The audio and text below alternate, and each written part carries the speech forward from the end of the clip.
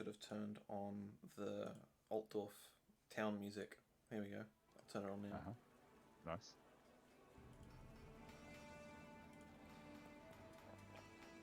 Oh yeah, I should probably. Look, maybe. Alright. I know it's been a hot minute, but do you at all remember what we did last time? We went on a road trip to Altdorf, Pretty much. and That's- there were beastmen. There were beastmen. There was That's also a right. hilarious incident involving some blue horrors. Well, we're clearly Oh being yeah, that's right. Jeez. like followed and Yeah, and- it was totally that. yeah, there's awful, horrible chaos. Dar is seeking to exploit us. Definitely And, that. yeah, couldn't be anything else. It's Definitely. impossible that it could be anything else. So Which we're also going too back a slowly. bit. We've got to go even faster. We're Yeah, being too we need to indecisive. keep moving. Yeah, got to go fast. hmm So yeah, that happened. That did happen. Yeah, so basically where we left off is you just sort of crested the rise coming through the Altdorf Flats, which is a sort of area of marshland that exists in sort of a belt around Altdorf proper. That's right. And you had seen the white shining walls of Altdorf, which is where we had sort of finished off. So your carriage comes in through this gate here, which is called the Wolf Gate, as it is the gate closest to Middenheim. Midnight. Yeah, Makes perfect makes sense. sense. Yeah, Would any of you have been to Altdorf before? Do we think? Mm, I think if anyone, Gehenna maybe has. maybe like sailed through and stopped off briefly. Yeah, I'd say. that's sort of my thinking. I don't. I reckon I might have as well. Okay. With my Sigmar connection. True. You might have come on I a pilgrimage before.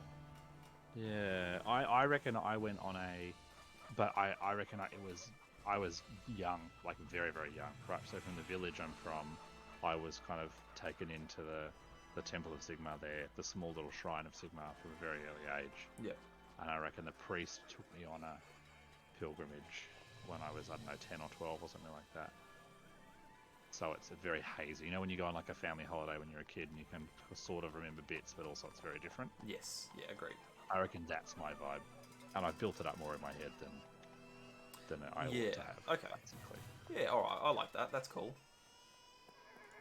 Alright, so Gehenna has been here before, but it was a long time ago. Probably sailed through and didn't stay very long. And Wolfgang would have been here as a young boy and has vague, fuzzy memories of a very large city. This both meets and exceeds both of your memories of this city. It is huge compared to any city you've been in anywhere else. Yeah.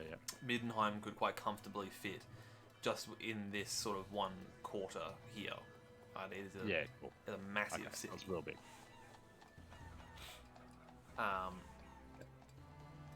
And the sheer volume of people is breathtaking. Yeah.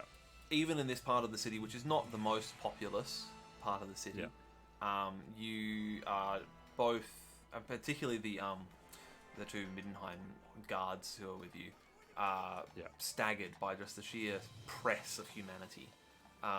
They're constantly having to, like, the carriage is set to slow to basically a crawl to, work through the crowds.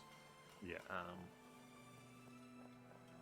And you can see people from, just at a glance, basically every corner of the Empire. You recognise the drawl of various different accents from different sort of provinces of the Empire. You see some halflings, some dwarves, you even see some elves. Gehenna, your ear would probably pick out Estalian and Talayan being spoken by people from those countries. You can hear the thick accent of Kislevites. It's a multicultural hubbub. Nice. Alright, so you make your way to... so your carriage gets to here, this part here, which is called Königplatz. It essentially is a large square in the centre of this district, in the city north. And there's a ring of statues of previous emperors surrounding this central statue, which is of Magnus the Pious.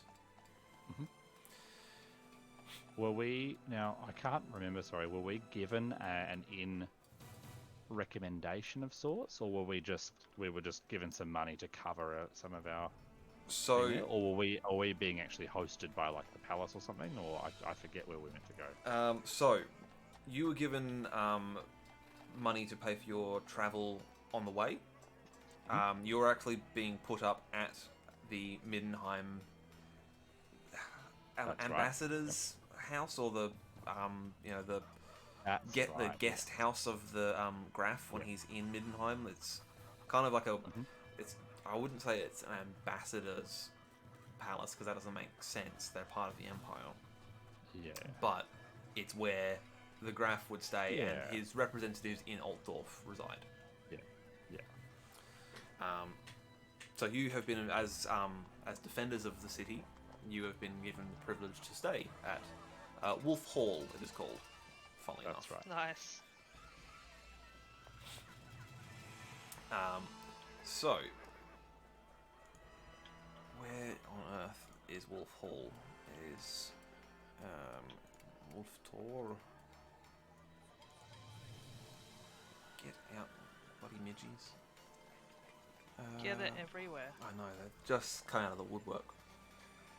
So Wolf Hall is this building here. Okay, so we're in that central plat, so it's not actually that far. You're not too far away, no. No. Yeah, great. So before you make your way there, is there anything you would you like to stop and have a look at some of the statues in Königplatz, or do you want to just make your way on? Would. I'm curious about the I was gonna, same. I'm gonna stop and look at the statues. Stop and note the have a look at all of the. All right. Well, there are. How many statues are there? There's not heaps. There is 1, 2, 3, 4, 5, 6, 7, 8 statues to look at. Cool. I want to look at the closest one. Cool. Well, you, as I said, have pulled into the centre and are about to sort of swing in towards the Wolf Hall. So probably the closest one is going to be the statue of Magnus the Pious. Cool. It is a large statue of Magnus in the very centre of the Königplatz. He is wearing the armour of Sigmar and holding Galmaraz, and is bent in supplication. Yeah. Cool. I'm gonna offer a prayer. Excellent. Upon looking upon him. Yeah, of course, that makes sense. What a champion of Sigmar he was. Indeed, he was. I can scroll down the enormous list of things and open up my character sheet. Sorry. Yeah, there's quite a bit building up in this now. Yeah.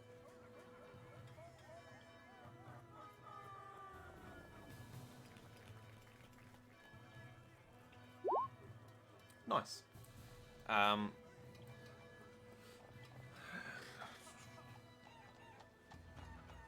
I'm looking for a prayer of like wisdom, I guess, and sort of reverence, I suppose. But like, yeah, praying, I guess, to seek guidance from Sigmar and from him as almost sort of like a saint. Yeah, from Magnus being like sort of like, inspire me, Magnus, with your piety and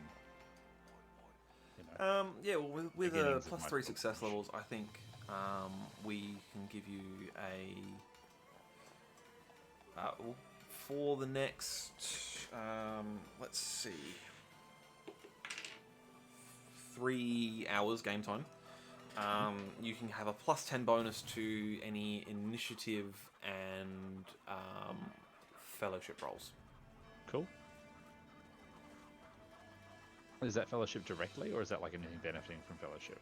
I guess it would be a direct +10 to both initiative and fellowship, and obviously that then feeds on to any of the skills that relate to those. Yeah, sure. Cool. On your character sheet, you should be able to put in a temporary modifier of +10. Yeah. Sure. I'll probably just remember to add it in. Yeah. Easy done. Yeah, great. Steph, is there any statue in particular that you would like to have a look at? Well, what other ones are nearby? Well, there's obviously the big man himself, Sigmar Heldenhammer. Sick. There are a couple of statues that are locally known as the Royal Nubs, as they have been worn down by time and their names have been erased by the winds of time. So there is just basically a pair of feet on top of a plinth on 2 separate plinths. That's so fairly no one remembers amusing, who they are. but Johanna doesn't want to think about missing limbs, so she might have a look at Sigma. Alright, Sigmar is a big man. He is the largest statue there. He is standing there holding Galmaraz above his head. He is clad in nothing but a loincloth and a winged helmet. Classic Sigmar. As is his right. There appears to be a couple of junior novitiate priests who spend most of their time with slings, trying to sling pigeons from shitting on Sigmar. That's great. They've tried their very best. However, the top of Sigmar is definitely covered with a bit of a bird shit patina. Lovely. So he's technically also wearing bird shit. Yes. And you can also see that this has the largest collection of votive offerings at its feet, which makes sense. I might leave a coin. Sure. By all means. What sort of coin are we leaving? Well, let's see what kind of coins I have.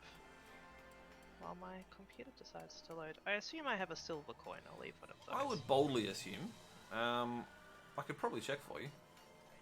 Yeah. I've got everyone here, so let's have a look. Take a look while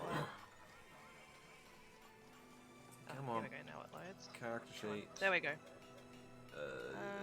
Yes, you do have some silver. Yeah, I'll leave a silver coin. Marvellous. For luck. Alright. The other statues, if you're interested, there is Wilhelm III, Margrethe of Westerland, Bloody Beatrice, the monumentally cruel. Well, that sounds awesome. And obviously Karl Franz. I want to which look is at the most Beatrice. recent one. Beatrice, she's a fierce-looking lady. Awesome.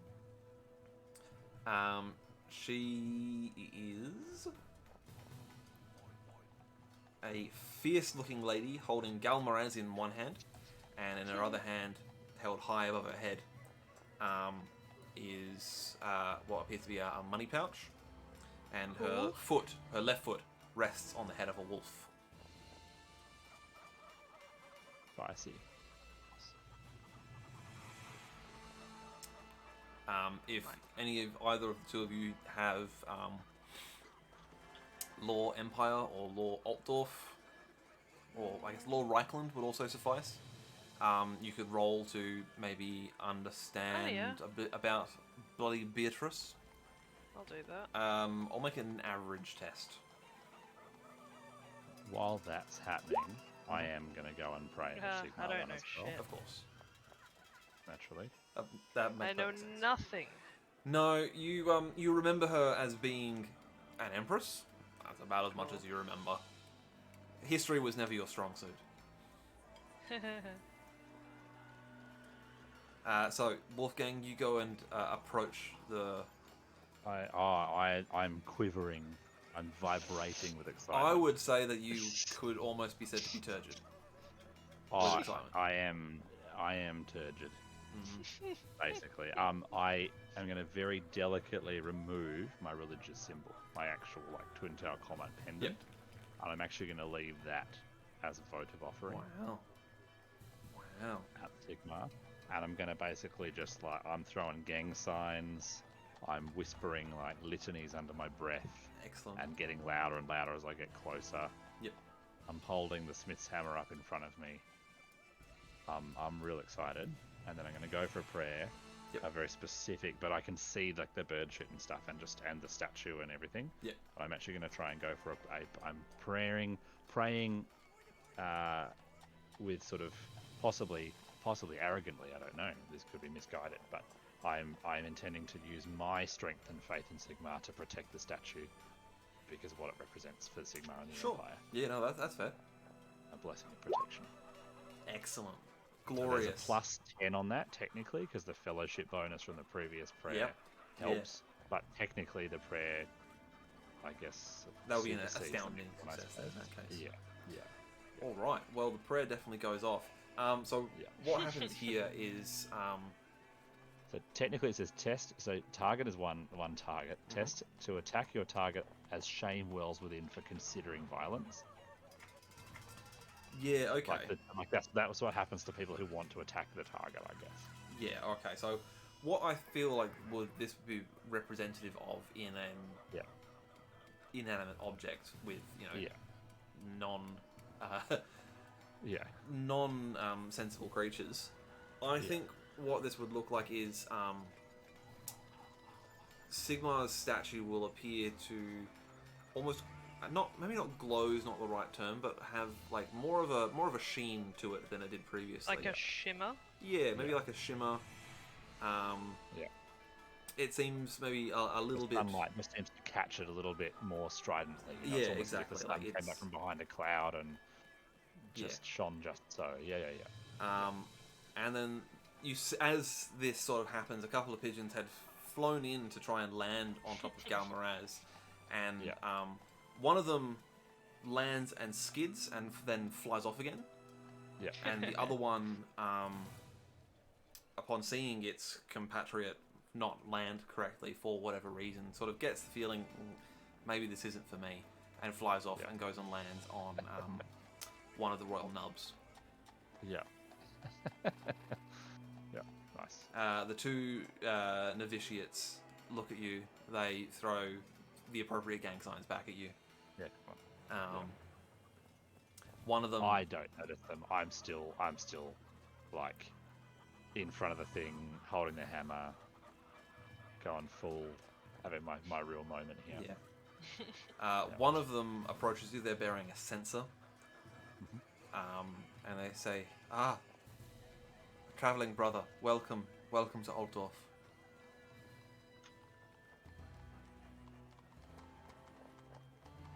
And he sort of looks at you expectantly, but then seeing you are caught up in a rapture. I was gonna say, let me make a perception and see if I notice him. Sure. Yeah.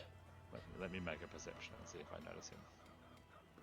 I'll say it's difficult because you are caught up in a rapture. It's gonna be hard. You're It's not just gonna be having easy. the best It's gonna be time. hard. Best holiday ever. Oh yeah. Now I is initiative, isn't it, technically? That is correct, yes. Yeah, okay. So it's basically challenging because I have the blessing's taken over, so it's difficult. Yeah. Okay.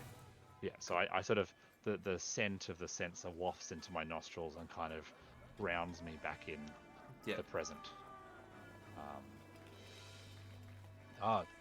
Thank you. It has been some time since I was in this here, and my memory did not recall such elegant statuary of the the great lord. Indeed, the I statue of Sigmar is a sight to behold. Indeed, I am. I have been in the north a long time, for it is where I hail from. But we are all folk of the Empire. I am Brother Wolfgang of Middenheim, or Middenland. Welcome, brother. Welcome. Would you care for an anointing? Of course, It is dearest would wish. be honoured. So this novitiate gestures to one of the other novitiates to come over, who brings a a little vial of blessed oil, and he says, "Would you Olive care oil. for yourself to be anointed, or for your hammer?" Choose very carefully. That is. Oh, Oh, Oh, no. This is the trousers of time. Like, oh no. Ben, why would you give me such a hard decision? I know. this is what it's all come to now. Oh no, I'm This paralyzed in indecision. Let me. Can I do a coin flip? Is there like a cash slash a coin flip? Or something? Just do like a roll a d2. Yeah. Okay, One so will we'll be go. Odd is me. Even as hammer. sure. Odd is me. So I'll ask for the blessing of myself. Sure. I like how you genuinely had to flip for that. And it is the smith rather than the tool that does the smithing. I don't say it with a pause. I say it. Sure. I say You it say it completely confidently. straight face. I say the really stupid line very confidently. Yeah. That was great. I'm like a Baptist at Easter right at the minute. I'm like, fucking, oh man, I can't wait to tell you about how we're all gonna die and burn in like a fire, and how hard that makes me. Oh my god, I'm so excited for my extremist religious views. To be honest, Sigmar's actually pretty good. Like as far as religion goes. As far as religion goes, he's all right. It's not 40k. It's not 40k. No. No. All right. But yes. So the novitiate says, "Justly said, brother," and he beckons you to take a knee. Yeah. And the other novitiate, Oh, I was already kneeling. of course. Sorry, I should have said I was already kneeling. Okay. Well, in that case, I was. There's no way I'm standing in the presence of the God King Sigmar. I approached it like everything, and then as I got there, I like kneeled down. Yeah. So, in that case, the other novitiate with the oil comes forward. Yeah. And he gets a small bit of oil on his thumb. Yeah. Yeah. Intones a prayer of blessing of Sigmar, Yeah. and he makes the sign of the twin-tailed comet on your forehead Nice. in anointed oil. Yeah. There you And are. I make the sign of the hammer in return, By all means. and then I'll The I oil don't is prostrate. the oil is warm, nicely scented. You feel Sigmar with you. There's going to be no direct bonus. You've already got a prayer on the way. So, I didn't expect Oh, there to be a it's direct just bonus. but you feel blessed. The placebo effect You is feel massive. #blessed. Oh yeah. Oh yeah. Marvelous. All right. Well, would you like to see anything else before you make your way to Wolf Hall?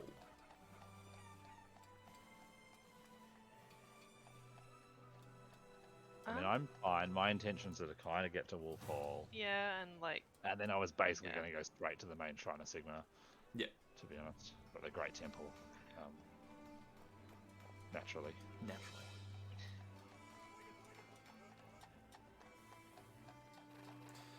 All right. Well, if you're all done, then you can remount the carriage, and you will continue on to Wolf Hall.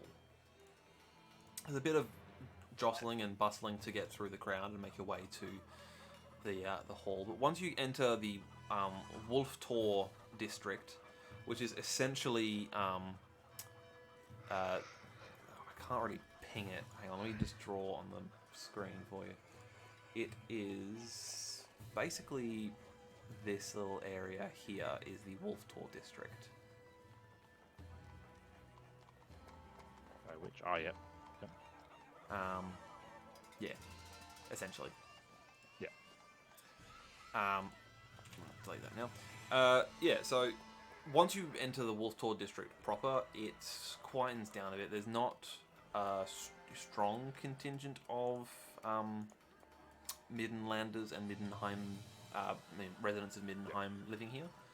Mm-hmm. And as soon as you enter the district proper, you are very much reminded of Middenheim. A lot of the architectural design of some of the buildings is more Middenlandish and reminiscent of some of the buildings you saw in Middenheim. There are people selling, street vendors selling snacks that you would have seen quite comfortably on streets in Middenheim that you probably aren't going to find anywhere else in the city. Yeah.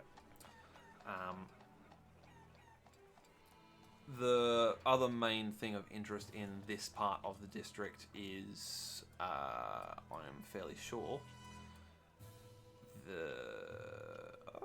there is not a temple to, oh hang on, I'm looking at the wrong one. No, I was going to say, there is a temple to Ulrich here. That is kind of one of the main three buildings here. There's another couple of buildings that you're not quite sure what they are, but I'm sure with time you could ask around and find out what the other main buildings of interest in this area are.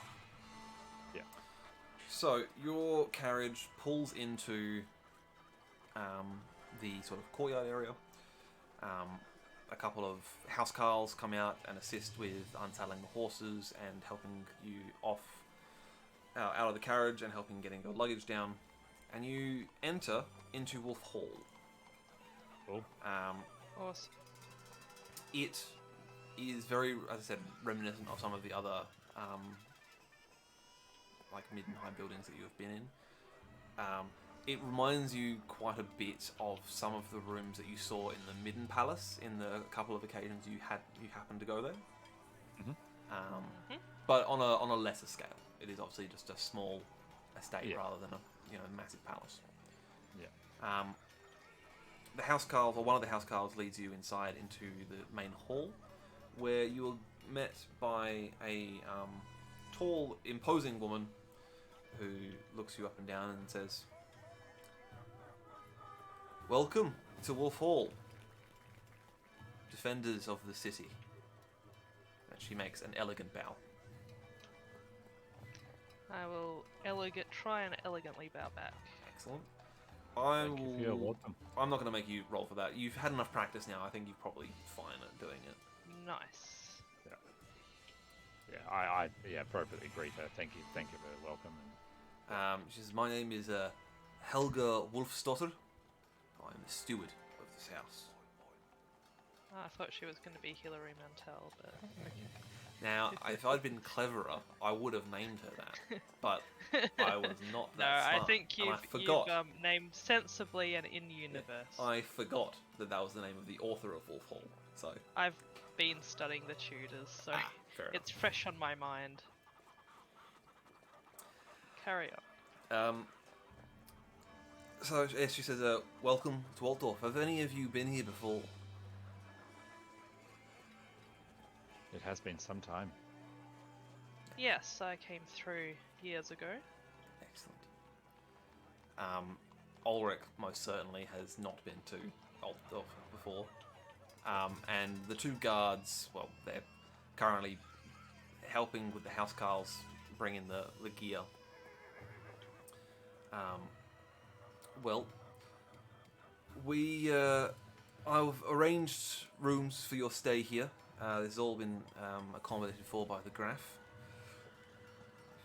I have also, upon receiving word of your arrival, I have drafted a missive to be sent to the the Imperial Palace upon your arrival to inform the Emperor that you have arrived and are to be available for a summons at his earliest behest. If you care to read over that, by all means, I can present it to you. If you're fine with me just sending it off, I will arrange for a boy to send it I'll just look pleadingly at my companion, for I still can't fucking read. I would say I know that would be fine. Please send it. We're eager to meet with the Emperor as soon as it's practical. Cool. So she nods and says, "Well, I will get onto that once I have shown you around the residence, made you aware of where everything is, and if there is anything that you require whilst you stay here, I will do my utmost to ensure that it is provided, or at the very least, I can direct you to where you can provide for yourself." Thank you. So she gives you a tour. It is a palace. There are some 12, 15 bedrooms. Two separate studies. One large dining room and a smaller, more private dining room. Yep. There is a small ballroom. One library at the back of the residence, which is quite well provisioned. You can, from your very quick look over the titles, Wolfgang. Mm-hmm. And a small sort of courtyard, or sort of gated garden at the back, which has a small rotunda for, I don't know, sitting outside and enjoying the sun. You don't see the sun much in Middenheim, so you can sit in the garden. There is a small contingent of guards stationed here. There's 5, not including the 2 who've just come with you. They're just regular members of the Middenheim State Army that are swapped out once every 6 months. Yeah, right. Whilst there's none stationed here, we're not too far away from the chapter house of the Knights Panther, who Cool. have a special relationship with the House of Todbringer. So, should the Graf actually be in residence, there would be some Knights Panther that would be stationed here. It is, however, not uncommon for some of the members of the Knights Panther to show up unannounced to speak with Helga and arrange for missives to be sent north to Middenheim to, various other places within the state of Middenland as well. Cool. So you might run into some Knights Panther at some point, maybe. Cool. There's also, kitchen, scullery, all the sort of stuff that you would expect for a house of this size, but it's not your place to be wandering around in there. That's for the servants. Yeah. So, after she has given you the tour, at one point you saw her sort of quickly speak to a sort of a house page, and she passed a note along, and he zipped off to go and deliver the message to the Imperial Palace of your arrival. Mm-hmm. She looks at you all and says, "Now I'm sure you're all weary from the road and in need of a bath and a good night's rest. I will say that unless you have brought something suitable with you, you might require some more suitable attire for being presented to the Emperor." Yeah, no, we wouldn't have really hung to our fancy clothes from before, do we? I don't think so. you really had much in the way of fancy clothes before. No, I think I didn't even bother with the dress. I was just like, my coat's fucking sick, look at that, so... Yeah, and I Don't... honestly can't imagine Johanna in a dress. Like, Yeah. I'm imagining her in, like, just- a sick pantsuit. Oh, absolutely. Like, 100% sick pantsuit, like... Absolutely.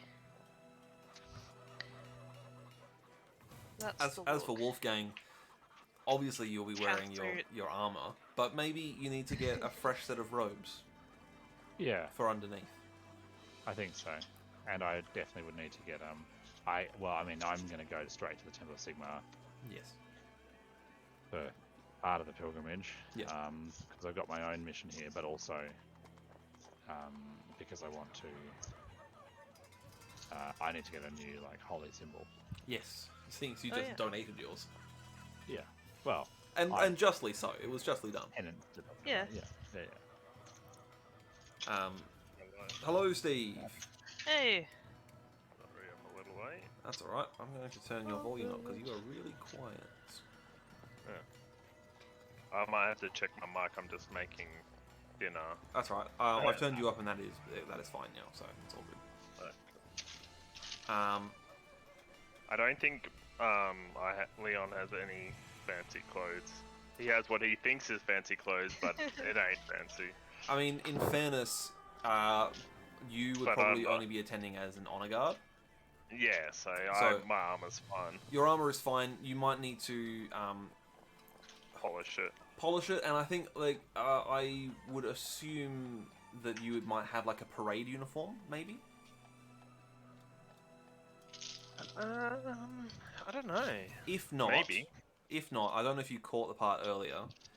Helga is the house steward of Wolf Hall, which is basically the residence of the Graf in Middenheim, in Altdorf. Sorry. Yeah. And she has told the party that you'll need to dress appropriately if you're going to be presented to the Emperor, basically. So I think I would probably just get her to like smarten up my uniform a bit. I don't think I have a dress uniform. I don't think that's something that would happen in Middenheim. no, but you I know would what? like- I have a feeling that if you're going to be here and acting as an honor guard, she would provide you with a dress uniform from the stalls. Like, there are Good. a small contingent of soldiers stationed here. Yeah. And I would assume that they would have parade uniforms here. So I would also assume that she could either have one organised for you or have one made for you in the time that it takes for the Emperor to send a summons for you. Excellent. Ulrich, however, as a Slayer, has no need for fancy clothes. As long as he is not completely covered in grease and grime, he will be accepted as is. Dwarven culture is obviously highly revered in Sigmar's world, so Slayers be Slayers. Having a real genuine Slayer. Genuine Slayer, that's exactly right. Yeah. Player.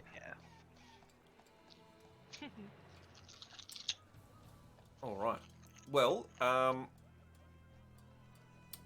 the remainder of the day is yours. There are, as she suggested, you may have baths drawn and have a restful afternoon. Or, I know, Wolfgang wants to go directly to the temple. Of course. Of the Grand Cathedral of Sigmar. Grand Cathedrals. Oh, yeah. Naturally. Alright, well, in that case, Johanna, what would you like to do? I think Johanna would just like a bath, to be honest. Nice. Johanna's gonna chill out and take advantage of, like, civilization. Sure. Which doesn't have beastmen chasing them. No, you can have a bath. Someone can pour chilled wine for you. Oh, that sounds delightful. I would like both of those things. Yeah, And maybe more things. it's a great time. You could even have a serving girl wash your hair for you if you wanted. Yes, amazing. We're gonna make everyone very uncomfortable by the fact we're brass, whatever. Well, you might be brass, but you are a defender of the city, so That's true. That's gonna make them even more. it's going to be very confusing for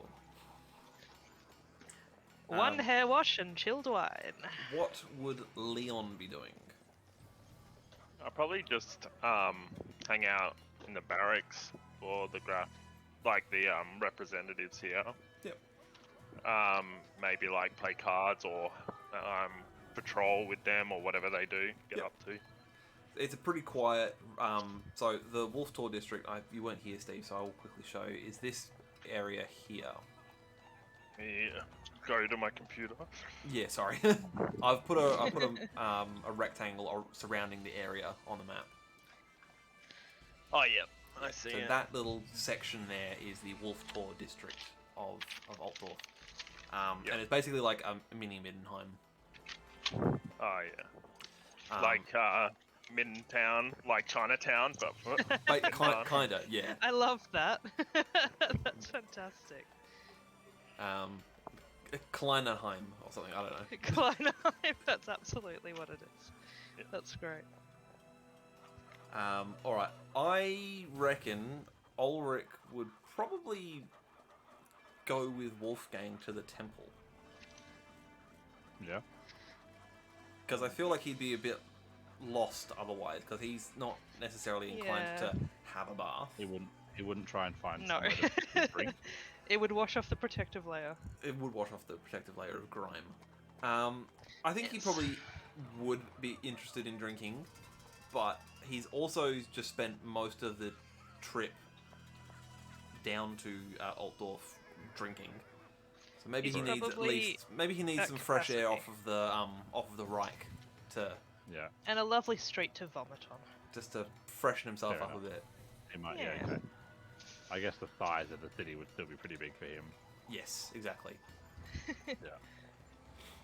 Yeah, that makes sense. All right. Now the question then becomes: do you walk to the temple, or would you ask for a coach or a carriage to take you there? No, I would walk. You would walk. All right. Yeah. Obviously, it's quite a ways. I'm Yeah, sure but- you can work out which one the Grand Cathedral of Sigmar is on the map. Oh no. I'm if sure they you were can. going, like for a long walk through the city, I'd feel like it's my responsibility to accompany them. Sure. Even though, like, they're heroes of the Empire, like, I don't want something to happen and then I wasn't there and that was my whole job. Yeah. Okay, that's I fair. think that's very prudent. That's fair.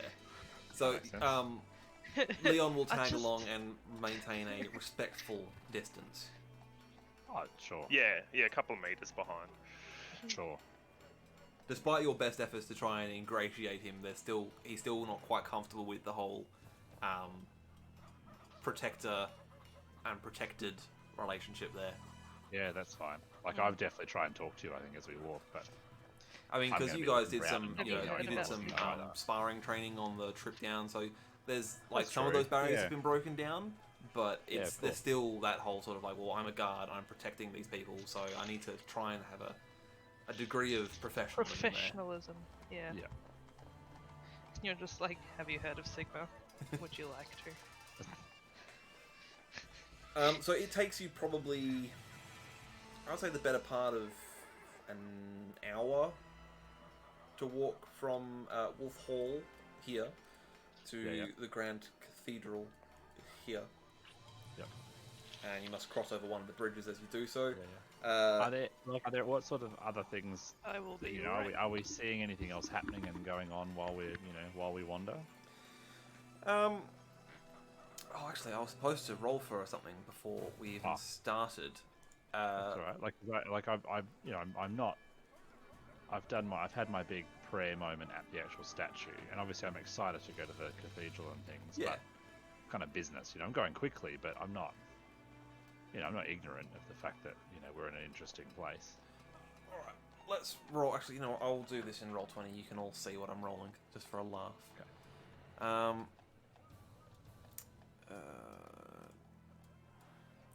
Okay, so 42. Okay, it is not foggy for a change. Okay. So there's that. Sure. Yep.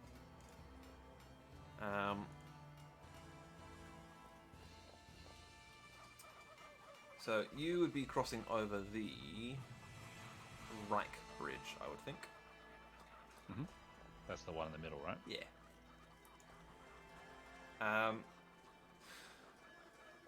It is. Yeah, it is the tallest and widest of Altdorf's bridges. It is a very busy thoroughfare. It reminds me a bit, just the way it's described, as that famous bridge in Venice where there's all the like shops along either side of it. Oh yeah. I can't remember what it's called, but I think it's in Florence, not Venice. sure. Or like Worms Crossing. Yeah. In Baldur's Gate. I'll take your word for it. Yeah. Yeah. The entrance to Baldur's Gate's like the whole bridge is just covered in shops and buildings and stuff. Yeah. Yeah, I know what you mean. I mean, I can see it on the map. It's got stuff on it, but yeah, I figure it's like it's a bridge, but it's kind of like just a main road, really. Yes. Yeah. As you approach the foot of it, there is a toll gate. Mm-hmm. It is 2 pennies to cross over. It is not expensive, but it is required of everyone to pay the toll to cross. Sure. Is there some kind of like pass or anything like that you can buy for multiple crossings? Or is it just you just gotta yes, pay your so ticket? that was a single crossing purchase. You can purchase a more expensive one that will get you. So there is for 8 pennies you could buy a day pass. Yep.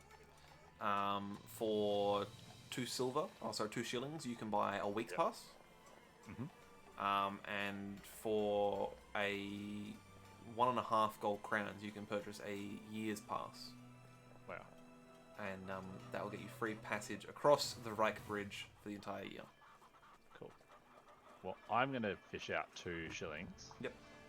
And pay for a week for myself. Sure. Because I figure we're going to be here a while. Yeah, that's it. And there's other bridges, and I'm sure they have tolls or not tolls. Correct. But this is a main easy thoroughfare. I don't want to be held up. I'm going to pay my 2 shillings. Excellent. I will boldly assume that Ulrich will complain loudly, but will also cough up 2 shillings. That sounds right. I assume he's... Have I been given any funds? Because otherwise I have no money. You would have had your starting amount. What's your status? Silver 2. Silver 2. Okay, roll 2d10.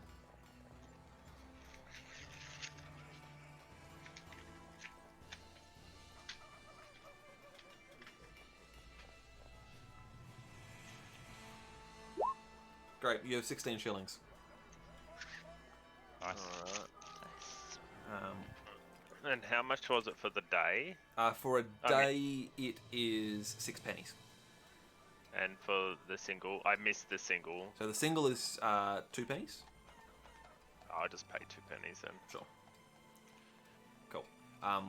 Ulrich has also paid for a week's one because he's going to be sensible. I'm going to add it to his character sheet. Week pass over Reich Bridge. Cool. That's fine. Cool. So you make your way over the Reich Bridge. There are countless shops on either side, hawking wares, ranging from like food vendors or drink vendors through to people selling like peddling crafts. There is at the center point of the bridge there is a small like a what's the old school Punch and Judy, like a sort of small little like mini stage for like doing like small theatrical performances. That's delightful. They're mostly aimed at attracting, you know, visitors to the city. All of the local residents just walk by without giving it a second glance, but you know, there's someone who's doing an oration of a famous Taradash monologue from one of his better known plays. They've seen that episode. There's a few people who have been drawn in by this performance and are sort of gathered around. It's up to you whether or not you stay or if you just skirt them and continue on. I'm pretty much single-minded at this point. Like I'm interested in what's going on, but I'm not that interested in what's going on. I mean, are you interested in plays really? Not when Sigmar's right there. Exactly. You can see him. I Your mean, boy. you're just like looking around as you're walking. But Yeah. Like I guess if there was a really interesting armor shop, or like a shrine to Sigma, or one of Sigma's flock that needed shepherding, You're there. I'm priesting, right? Like I'm being aware of my surroundings as best I can. I'll ready be to minister to anyone who might need it, right? If there's a kerfuffle or a ruckus, I'm ready to step in and throw some gang signs and hit people with a hammer. I'll be watching for pickpockets. Excellent. Nice. It seems like that kind of area. Yeah, I'm definitely not used to that kind of thing. All right. As you hit the crest of the bridge, you see the Grand Cathedral in all of its majesty properly for the first time. You've seen the sort of tops of the spires, but now you see the full thing in its full glory. And I'm just trying to find... There we go, the Grand Cathedral of Sigma, buried in amongst all of the various things I've got here. Sick.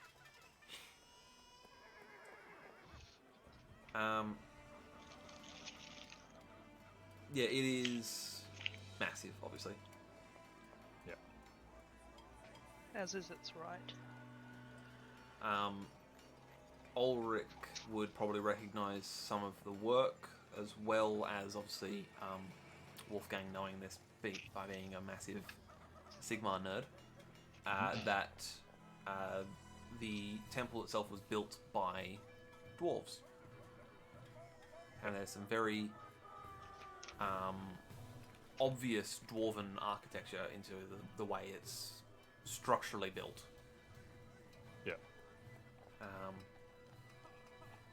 You can see that there are some extensions that have been added on, which don't look quite as dwarven or dwarvish as the core structure, but it is a big, imposing edifice in front of you.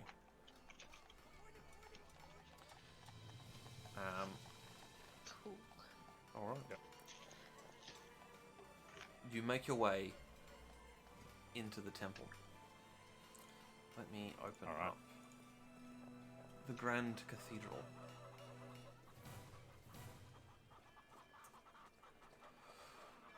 All right. So you enter into the Great Hall. It is an octagonal hall representing the original 8 tribes of the Empire. Yep. There is a bell tower which goes up into the dark. You can't even see the top of it. There are a number of bells, which you missed the last tolling of the bells, so you know that we must be coming up to another tolling soon.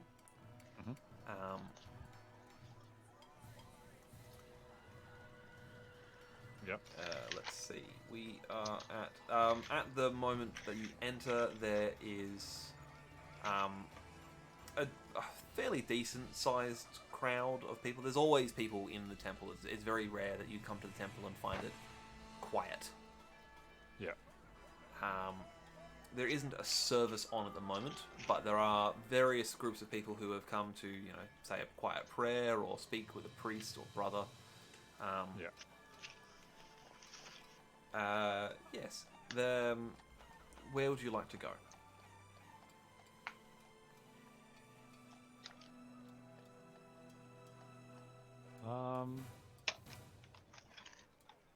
So, I mean, I'm going to know where I'm supposed to go, I guess, because there'd probably be, like, some etiquette around...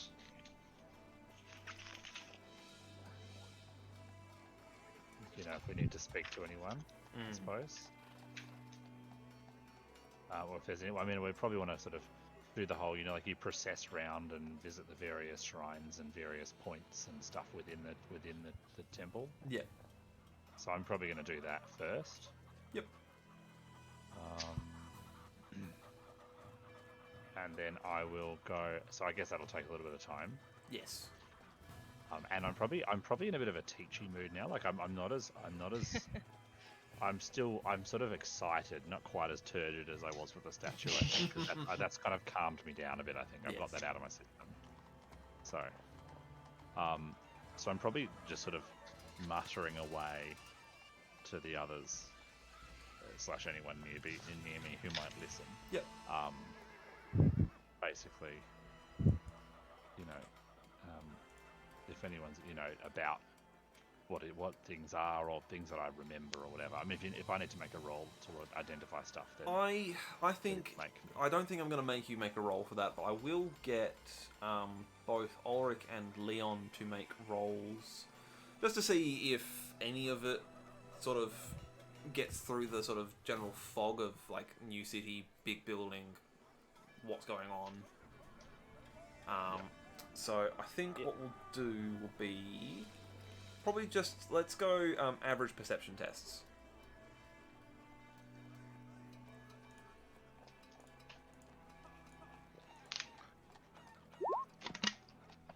Ulrich has cleaned his ears out, apparently. I can't add average. Ah. Or did I miss it? Maybe I missed it. But I would have got that would have been a pass success. Then. Yeah, that would have been a success. Cool. Alright, so both of you get it. Just said input value and then like SL and then SL bonus and then it rolled. Huh. It's weird. Oh, well, I'll just keep it in mind for now. Yeah. We'll look at it later. It might be a character sheet weird thing. Yeah, so both of you sort of maybe it's something to do with the gravity of the place. Maybe it's the fact that this is a wholly new experience for the two of you, that you're actually paying, like, Ulrich is usually sort of always grumbling and muttering under his breath about, excess and bloody elves and silly humans doing silly things, but he's actually paying attention to what you're talking about, Wolfgang. Cool. And the same goes for Leon. Like, yes, he is Leon would be a Ulrican, yes? Yeah, he follows Ulrich. Yeah. He's not like anti-Sigma or anything. No, he's not a full-on radical, but like, yeah. So you're like. Plus, we've been like hanging out and vibing and fighting and training and stuff. Right? Yeah. Like, I reckon we're kind of sort of buds, like. Leon's just like a dude. He doesn't, religion and all the gods and stuff, like, that's way above his pay grade. Yeah, I imagine Leon to be the sort who goes to the temples on the correct days to make a votive offering, and that's kind of the extent of it. Yeah, it does what he has he's to culturally do. Ulrican, but he's not so much religious, really. Yeah, exactly. Yeah, no, that makes sense. Yeah. So yeah, like, both of you are kind of taking in this information, and you're actually learning a little bit about obviously this Sigma. temple is like ridiculous, so like it's probably like taken Leon back a bit. Like, it's like, holy crap, this is very grand. So yeah, like this, he's paying a bit more attention than he normally would. Yeah, this puts the Grand Temple, so the High Temple of Ulrich in Middenheim, to shame. It is absolutely enormous. Like, yeah, okay, the High Temple of Ulrich's got the Eternal Flame, which is a cool feature, but it's not. I think it gives Leon like mixed emotions. It's like grand and amazing and impressive, but it's like kind of decadent and it's like a bit over the top. Yes. Yeah. Goes a little bit against your sort of stoic. Just humbleness kind of thing. Yeah, or I was gonna say like the sort of bare necessity sort of nature that is sort of Ulrich's flock. Exactly. Is kind of like, well, you've got enough to get by, then that's all you need. The excess of this just sort of ring a little bit false for you, but you can still appreciate it for what it is. Yeah. So it probably takes you, I want to say, maybe a good half an hour to work your way through all of the various different little shrines and naves and whatnot inside the Grand Cathedral, the main hall of it at least. A few fellow priests have spotted you in your robes and have given you a friendly nod, but have kind of left you to your own devices. They can clearly see that you're passing on the good word of Sigmar to a couple of fellows. Yeah. So at this point in time, you haven't been approached by any of them. Yeah. But as you make your way to the last of these sort of shrines, what appears to be a lector comes up to you. Great. I'll make the sign of the hammer and the comet. He shall return those, and he will say, "Brother, you appear to be of one of our northern branches of the faith." That is correct. I am Brother Wolfgang of Middenland. I hail from a small village in the north. I have come here with my colleagues and friends, and I'll introduce both of you guys. Well, Ulrich is not here, but Ulrich and and Leon. Sorry, apologies. Yep. Yeah. And then we've actually recently arrived in the city from the north, where we served the Graf and achieved great victories, and are here. Well, I of course, as a brother of the faith, have my own reasons for coming here. Also, I am making a pilgrimage of sorts to the holy heart of our order. But we are also here at the behest of the Graf Todbringer. Yes, I have heard of some brave souls of the Empire who have vanquished a great evil up in the north. Was it the defeat of Babrikos? Is that correct? It is very much so. Yes. Word of this has passed around in the upper echelons amongst not only the members of the faith, but also of the members of the imperial household. It's a very curious tale. I would love to hear you tell it at some point. Well, we would be honoured to regale all with our tale, because it is the story is one of the victory of the Empire, victory of the common folk over evil, and it is through our faith in and might of Sigmar and indeed Ulrich and those of that faith also that were able to achieve great things. Excellent. It is always good to see our two brotherly faiths of Sigmar and Ulrich working side by side to ensure the common peace and good of the Empire. Of course, but perhaps, Lecter, there I might be blessed with the opportunity to perhaps I could speak this story to others, so that others might hear it and know it. Perhaps there would be a day, because I intend we will be here for some time.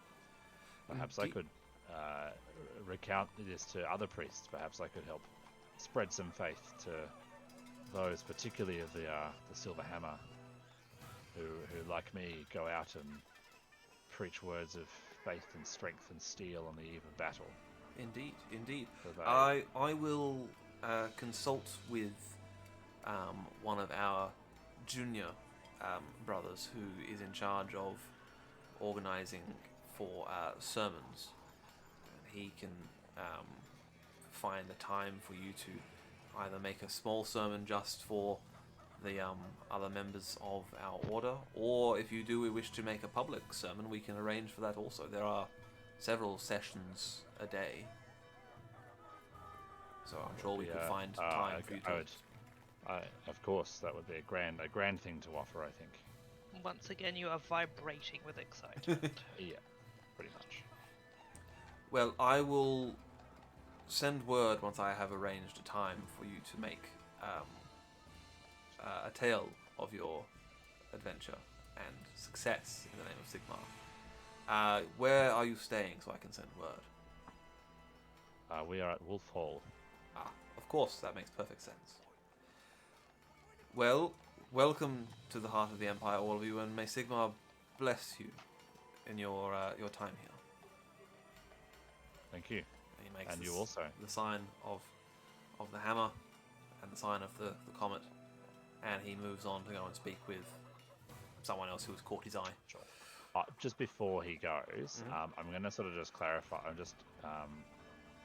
I'll just confirm with him if he is the best person to speak to in future. For I have another task, a sort of self pilgrimage, and while I am sort of eager to discuss it as soon as possible, I am sort of reluctantly aware that my colleagues may have other things to do, and we have travelled a long way. Yeah.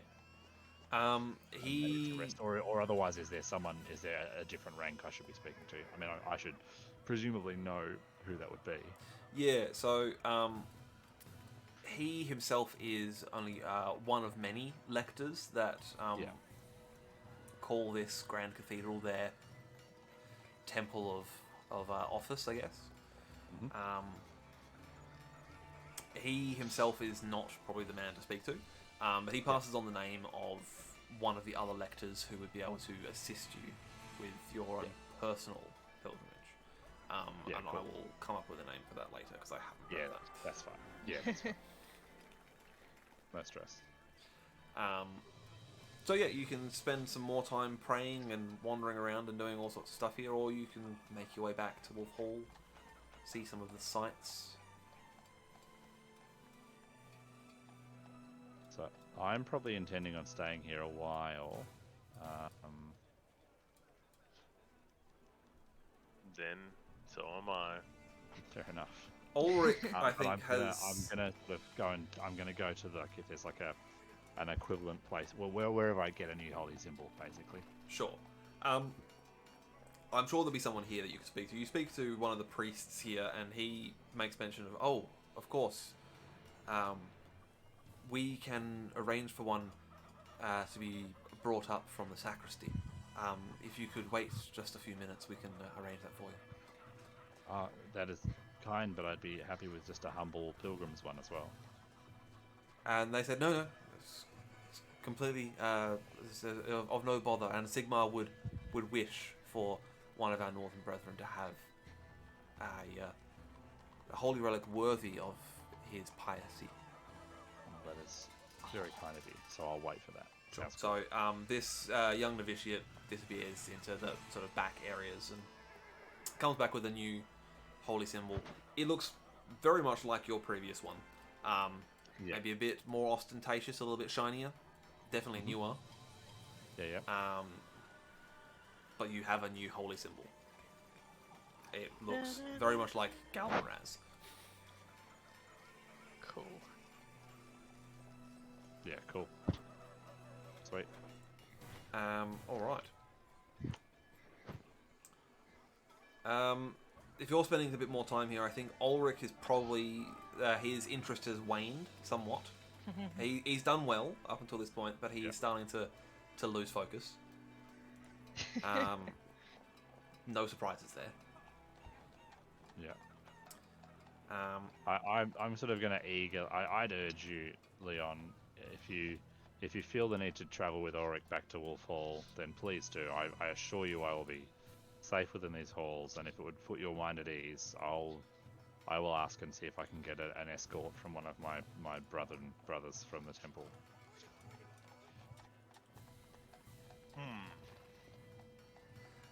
Ulrich at this point is like, "Come on, Leon, let's go exploring. I hear there's a street called the Street of 100 Taverns. I plan to drink at every one of them." All right, my friend. I will escort him. Thank you. And thank you. And I just give you like a nod. Back at Wolf Hall shortly. Or, this evening. Later this evening. Cool. Alright, so And I'll go with Ulrich. the two of you head on out and continue back over the bridge. Did you get a day pass or a single ticket, Leon? It was a single ticket, wasn't it? I got a single ticket. So I thought. Oh, was it day? no, or single? I just paid for a single. So Okay. Yeah. So you will need to pay for another ticket for your crossing back over. That's alright. Done. Another 2 pennies. Yep. And if you guys don't mind, I'm going to quickly duck to the loo, and I'll be back in just a moment. No worries. How did you guys go at the tournament? Oh yeah, good. Well, good. I technically came second last, so not great. Okay. but I came second last, but I got because I only got one minor victory and the rest were all minor losses. I had one major loss, I think, but all my minor losses were by like a point, so I actually had more individual VP score from the scenarios than Ben, and Ben came like, I don't know, 13th or 14th, I think, out of 27-ish, 26, 27. Okay. So he came kind of smack bang in the middle. A bunch of people above me got less individual VPs than I actually did. So, to be honest, in Perth scoring, I would have come mid-table because the minor loss would have been my victory would have actually been a major victory in other tournaments. It was just how they counted the points. Okay.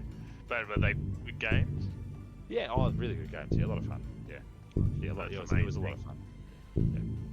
Yeah, for sure, a lot of fun. Ben won best sport overall, which was awesome. Oh, that is cool. Dope. I played one guy twice, but I actually ended up playing a bunch of Tasmanians, which was awesome because it was nice to play them over there. There was a good chunk of Victorians and stuff too. Like, it was cool to play everyone, but no, it was nice to play the locals and kind of give them a good impression of us as well. Good tables. Yeah. The terrain and stuff was great actually. Really nice looking stuff. There was this gorgeous board that Ben played on twice, but annoyingly it looked gorgeous, but it was really a shit to play on because it had these two narrow choke points and bridges over water. Oh no.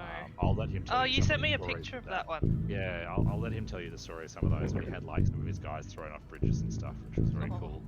And things That's like that. cool, but I know. I played on one that was a little bit bland, but it had it was an Erebor sort of inspired one, but it had just like sort of nothing really. It just had a few sort of pillars and dwarf pillars and stuff, but it had these sort of dwarf forges around the middle, and if you fought and got pushed into one of those, you'd get the set of blaze rules, so you'd be set on fire. That scenario actually ends when one person is broken, so you reduce to half your models.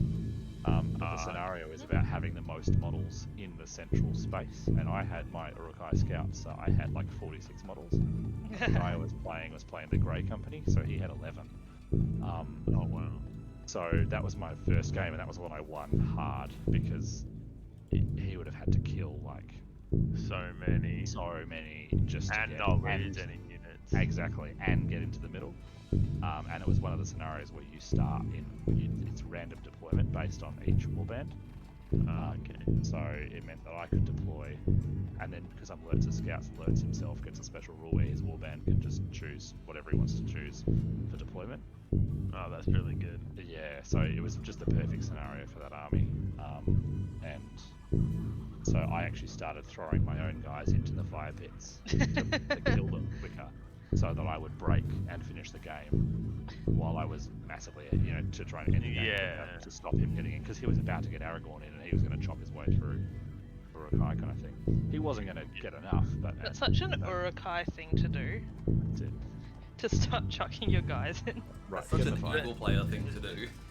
But he almost had no hope to win, even if you didn't do that, because if you just started chopping through your guys, at some point you're going to break while you still have more models, as long as they're in the center. Exactly. Yeah. That's rough. The only hope is really to try and kill in a round. More of me. Yeah. He would have to get you down close to breaking, and then the next round try and take out almost everything you have left. Pretty much. So you got some guys pushed into the river, Ben? Steve was asking me at the table, so I just thought I wanted to explain the tables. That particular table was awful to play on. Like, visually, very pretty. It was gorgeous, but just horrendous. Yeah, so the board sloped in quite steeply on both sides to where this river was, and all the trees that were on it were magnetized. But they weren't particularly strong magnets, so every time you kind of brushed against the magnet of one of the trees, it would just fall over. And sometimes we'll just take out other trees as it fell over. That's horrendous. So very the first true to the movies. Yeah. So I unfortunately landed 2 games on that board. My last game on the Saturday, my first game on the Sunday were both on that board. My first game on that board, I spent myself and my opponents spent more time picking up our models that had fallen over due to the slopes, or picking up trees that we'd knocked over in moving models than we did actually playing each other. Oh god. So that was a draw, and neither of us achieved anything. Yeah, that's not great because they're timed, eh? Yes. Yeah. So. I would have been just like, every time a tree fell off, well, I'm like, that tree's gone permanently. Well, there was a bit of that, and also like towards the end, because I was just desperate to try and make something happen, I was like actively throwing my guys into the river to get them to swim across, and they were just drowning because like they're wearing heavy armor and carrying shields, so they're at a -2 penalty to swimming tests. Oh no. So basically, anything that's that's less than a 4 means that they drown.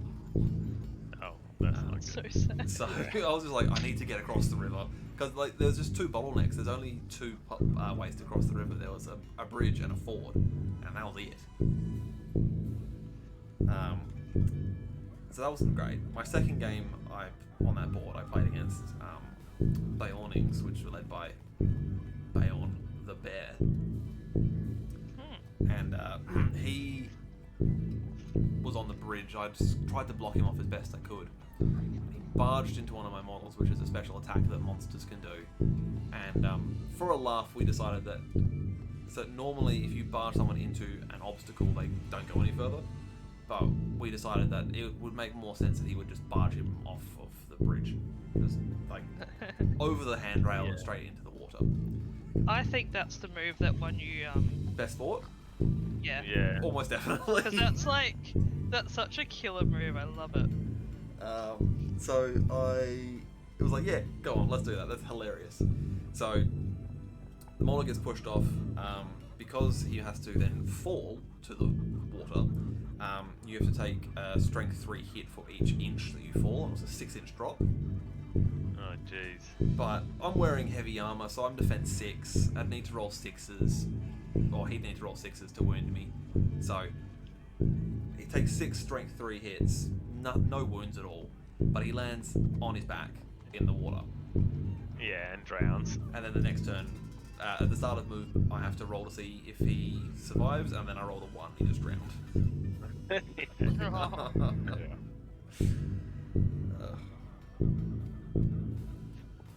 yeah, no, it was good fun. Yeah, it was a lot of fun.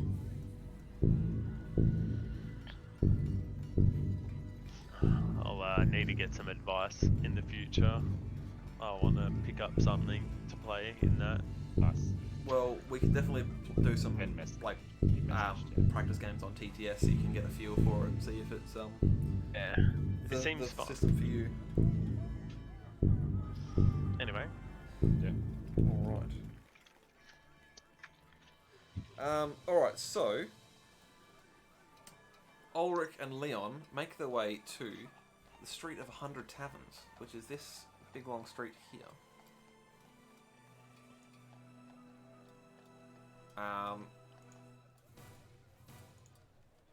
There are, funnily enough, a lot of taverns on this street. So, Steve, roll for me a D20. 1, 2, 3.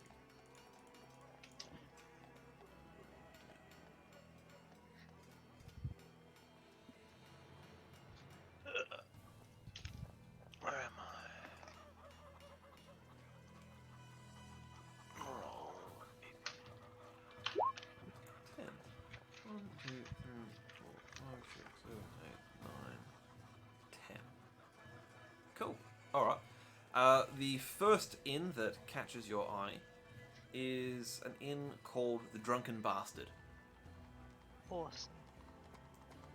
Mr. Dwarf, this one seems appropriate for you.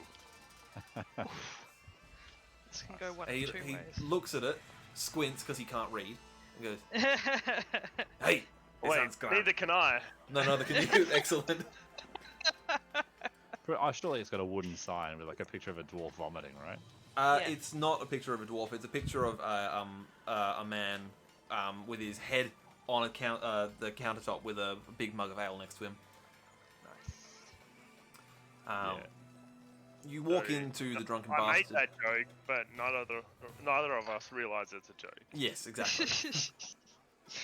You walk in and it's a pretty quiet tavern. There are lots of tables, but no one appears to be sitting together. It mostly appears to be just individual people just drinking their sorrows away by themselves. Well, it seems rather boring. Hey, you're right. Come on, let's try somewhere else. So, you step back out into the road. Roll for me, please, another d20. Why not? If you roll a 10 again, I'll make you re-roll it.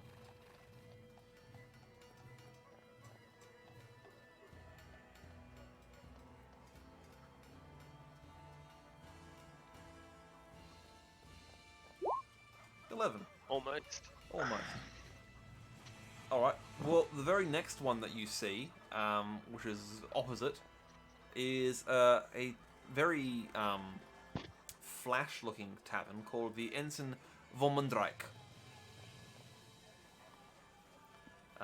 The emblem on the wooden sign is a fleur-de-lis, with a grail superimposed over the top of it. Well, we are here. Let us check this one as well. You step into this tavern, and immediately your ears are filled with the sounds of Bretonian chatter. This clearly seems to be the inn favoured by the Bretonians. There doesn't appear to be any ale. There appears to be only wine. Yeah, I think Ulrich and Leon both look at each other, turn up their noses, and walk out again. Tis a silly place. Tis a silly place. Nice.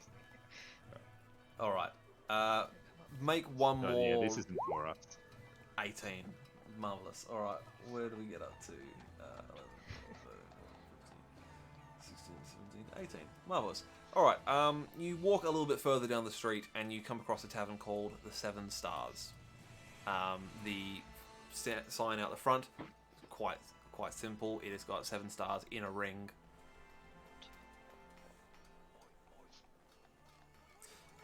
As you walk into this, yep, you walk into this one. This one seems probably a bit more appropriate. It's not super busy, but it is. There's like that sort of general hubbub thrum of a tavern in the sort of mid-afternoon. You've got some people who have knocked off early. You've got some people who never knocked on to start off with. It's exactly the sort of place you could get a drink and a decent feed for probably not too much.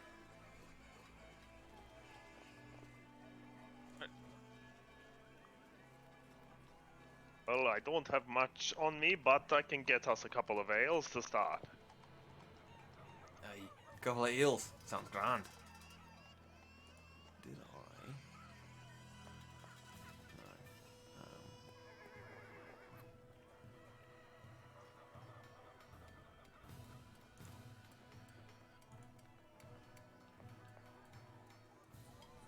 No. Hang on. Cool. Alright, so a couple of beers, or a couple of ales, will be 2 pennies each. Fairly cheap. But decent quality from what the barman behind the counter tells you. Right. Pours you a couple of tankards. And do you sit by the bar? Do you go and grab a table somewhere? I suppose I'll follow Ulrich's lead, what he wants to do. Ulrich, I'm guessing he probably wants to just sit at the bar. yeah, he's probably going to sit, maybe not at a bar, but he'll sit at a table near the bar, so he doesn't have far to go to get the next round. So you sit and drink. Yeah. What's your... It's probably like, you said mid-afternoon. Yes. We walked and then probably haven't had anything to eat. Probably not. I'll get because I'm cheap. I'll just get like a roll. Some bread and cheese. Yeah. Bread and cheese. Nice. So that'll be another 3 shilling. Not 3 shillings. 3 pennies for some bread and cheese. I'm broke. Alright.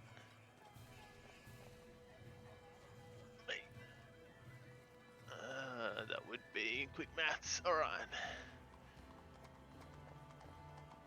What were you going to ask me? What's your toughness bonus? 4. 4. Okay, so you can have 4 drinks before we need to start worrying about making consume alcohol tests. I think I would know that's roughly around my limit. Yes. And So also, I like, probably wouldn't think more than that. if you're gonna eat some food, that'll probably knock a bit off. You know, like the whole drink sliding scale. You know, you have a few, you drink some water, have some food. That takes like 2 pints off, and then So you can probably, if provided that you drink some water and eat some food, you should be able to keep up with the dwarf for the most part. Yeah, I mean, I still feel the responsibility to like be on guard. Yeah. So I won't get. I'll make sure I don't get drunk. Excellent. All right. So you have some bread and cheese. You have an ale. Ulrich talks to you about the old country. Tells you about his childhood growing up in Karak Asgaraz. Yeah, I'll tell him a bit about like my dad or my parents. They actually own a tavern. I'm used to working there and things like that. Yeah. So you'd know if you're getting ripped off as well. Yes. Well, I mean, it is a different, like, Sure. basically country. So. Yeah, like, but you know what a plate of bread and cheese costs. Yeah. You can sort of. I can tell, especially if like the ale's like watered or anything like that. Yeah, or just cheap rat piss. All right. You probably spend a good hour or so, maybe have another drink whilst you're here, continue nibbling away at your bread and cheese. Do you think that you would like to mosey on to another inn at some point, or are you quite content with where you are? I think, personally, Leon's happy. Seems like it's not overly busy and the food and drink's fine. Yep. As long as Ulrich doesn't get bored, he will stay here. I think he would. Ulrich was probably quite content. He's It's been a long journey. He did take quite a bit of damage in that fight. And he's quite content to sit in a reasonably comfortable inn with moderately okay ale and some bread and cheese, and he might order some sausage a bit later as well to munch on, and that's probably will see him right until you decide to make your way back to Wolf Hall. Yep. Gehenna, you have been luxuriating. It's probably the first time you've had a proper lengthy bath in, I would say, months. I don't think Gehenna is necessarily unclean. I feel like she would probably have fairly regular. Oh yeah, she'd probably be fairly, like, she'd take baths when she can get them. Yeah, I think But whenever it the just opportunity doesn't crops get up, she'd do it. But Yeah. this is probably one of the very rare instances where you've had the chance to really just enjoy it. Yeah. Usually just probably go for a dip In like whatever lake or a stream whatever. or Whatever body of water is present. Yeah, and so not infested. you're really taking the opportunity to enjoy this because, it's a bit of a novelty. There's a rubber duck, or the in-universe equivalent. Yeah, a rubber griffin. Yes, amazing. It makes exactly the same squeaking noise. Yes, precisely.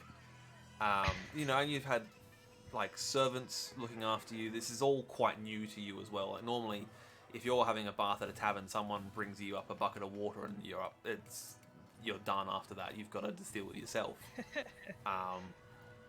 And otherwise, if you're out in the wild, it's just a quick jump into a body of water. But here you've got someone who's bringing you chilled wine and fruit to snack on whilst you're having a bath. One of the servants, as I said, offered to wash and comb your hair. George has his own tiny bath. Yes. One of the housecarls has taken a bit of a shining to George and has been feeding it peanuts. Yes, amazing. And you emerge from your bathing experience rejuvenated. Aphrodite-like. Indeed. It's around this time that Wolfgang returns back to Wolf Hall. It's probably been a good few hours spent at the temple, speaking with various priests, speaking with other members of Sigmar's flock who had gathered there. Yeah. I figured I'd talk to like people. I'd sort of go and be a priest there to offer guidance for people, but also I'm probably just familiarizing myself with the hierarchy in there. Yes, The exactly. Brotherhood of the Travelling Gang Signs. The big thing I wanted to talk about was sort of was Hiker a bit. Like and I know that Hiker wasn't with the church specifically. No. But I wanted to sort of share with them from an administrative sort of thing, like what I'm there for to do. Yes. Because someone might know something.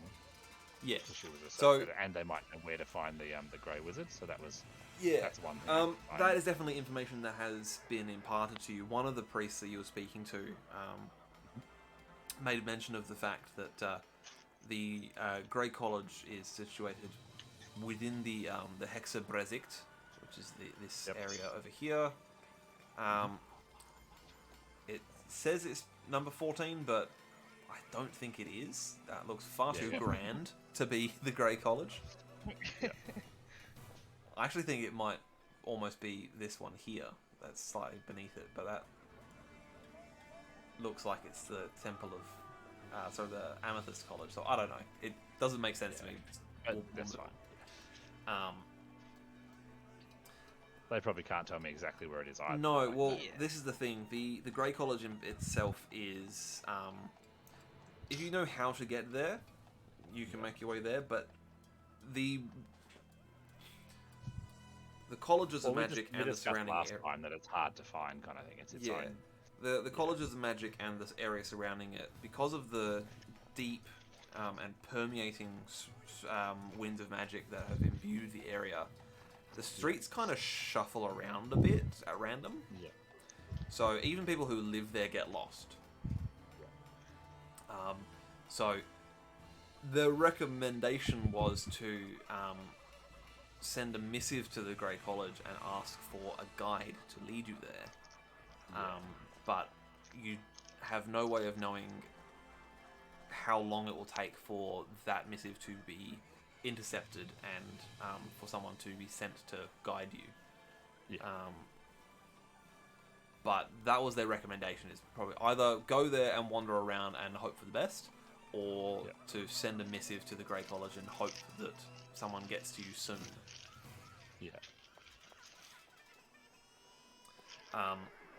I would assume that on your travel back across the bridge, you would think to maybe swing by the Street of 100 Taverns and maybe see if you can get lucky and find Ulrich and Leon. Actually, that's not a bad idea, because I'd probably try and tee up, sort of collect them on the way.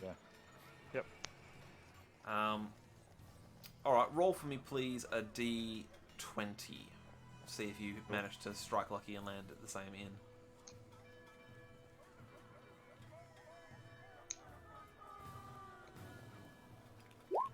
$14. Right, let's see. 17, 16, 15, 14. Excellent. So I can read, and I can tell right now. So I definitely go into the Drunken Dwarf first, right? Okay. Like I definitely, because I forget that they can't read. Of course. Yep. I definitely wouldn't look in the Bretonian one. No. Because I know what they're like, or at least I know what Ulrich's like. Yeah.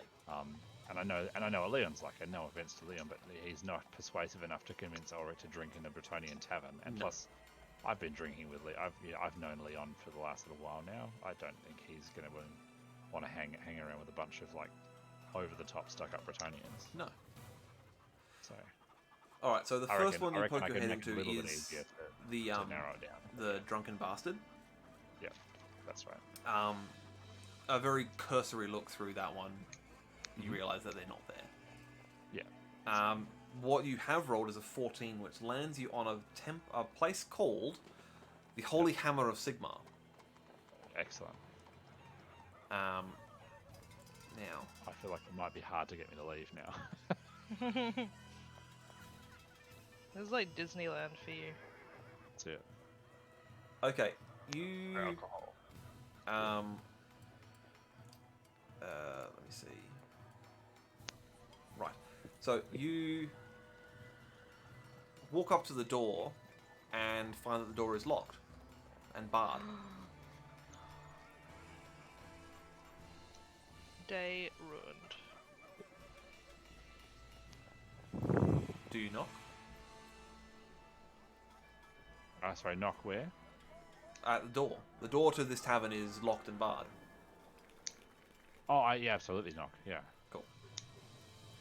Alright, you knock, and a small eye slit opens up at the top. And a rather quiet voice says, hello, Sigmarite priest. I don't recognize you. Do you have a member's key? No, I am Brother Wolfgang. I recently arrived in the city, but as you can see, I am very much a priest of Sigmar. I'm looking for my friends, but also this caught my eye as an interesting establishment. It certainly is an interesting establishment, but unfortunately this is a private club. So I very much doubt that your friends are here unless they happen to have a patron's key. Very well. How would one get a patron's key? Well, patron's key is harder to come by than a private audience with the Emperor himself. So, well, it just so Wow. happens. I don't. Yeah, funny you should say that. Funny you should say. Yeah. Oh, Is that so? God. Well, anyway, thank you very much for your time. Not at all. Sigmar's blessings be upon you, priest. And you also. And also, Amen. Alright, do me another roll of a d20 and see if you manage to strike lucky. A 12. You come across a tavern called the Griffin and Star. sick. This is a relatively busy tavern. It's not like absolutely heaving, but there's quite a few people in here. By the time that you've finished at the temple, it is getting on towards early evening. Yep. So there's quite a few people in this tavern. It's not a rowdy crowd by any means, but it's definitely it's busy. Yeah. A quick look around and maybe a quick word to the barkeep will let you know that Ulrich and Leon are not here. Yeah, cool. I won't make you roll again. I think we've probably done enough rolling for various different taverns. Across Look, the if road, I can't find them. It's possible. it is possible. not All wrong, right, do Cam. another roll and we'll see how you go. If you manage to get lucky, Okay. awesome. Oh, that's fine. I was kind of going like, to be honest, does this tavern? I might have a beer here and then go back to the Wolf Hall. Sure. It is similarly priced to the previous one. It's 3 pennies for a pint of ale here. Great. One of them. And if you'd like to have some bread and cheese, it is another 3 pennies. Why not? Let's do that. Excellent. I'll have a light supper and then. Does Ulrich have much money at the moment? Yeah, he's doing okay cash-wise. He will have definitely gotten the next round. Do you think he would just keep buying Leon drinks? Even if Leon was like, oh, I don't want another one. I think he would probably do at least one round where he would buy you a drink.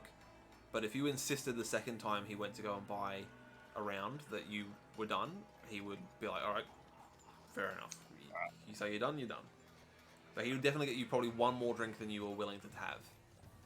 Alright. I would, if it's there and he offers it to me, I'd say no thanks before he goes, but then if he's still got it, I will drink it. Yep.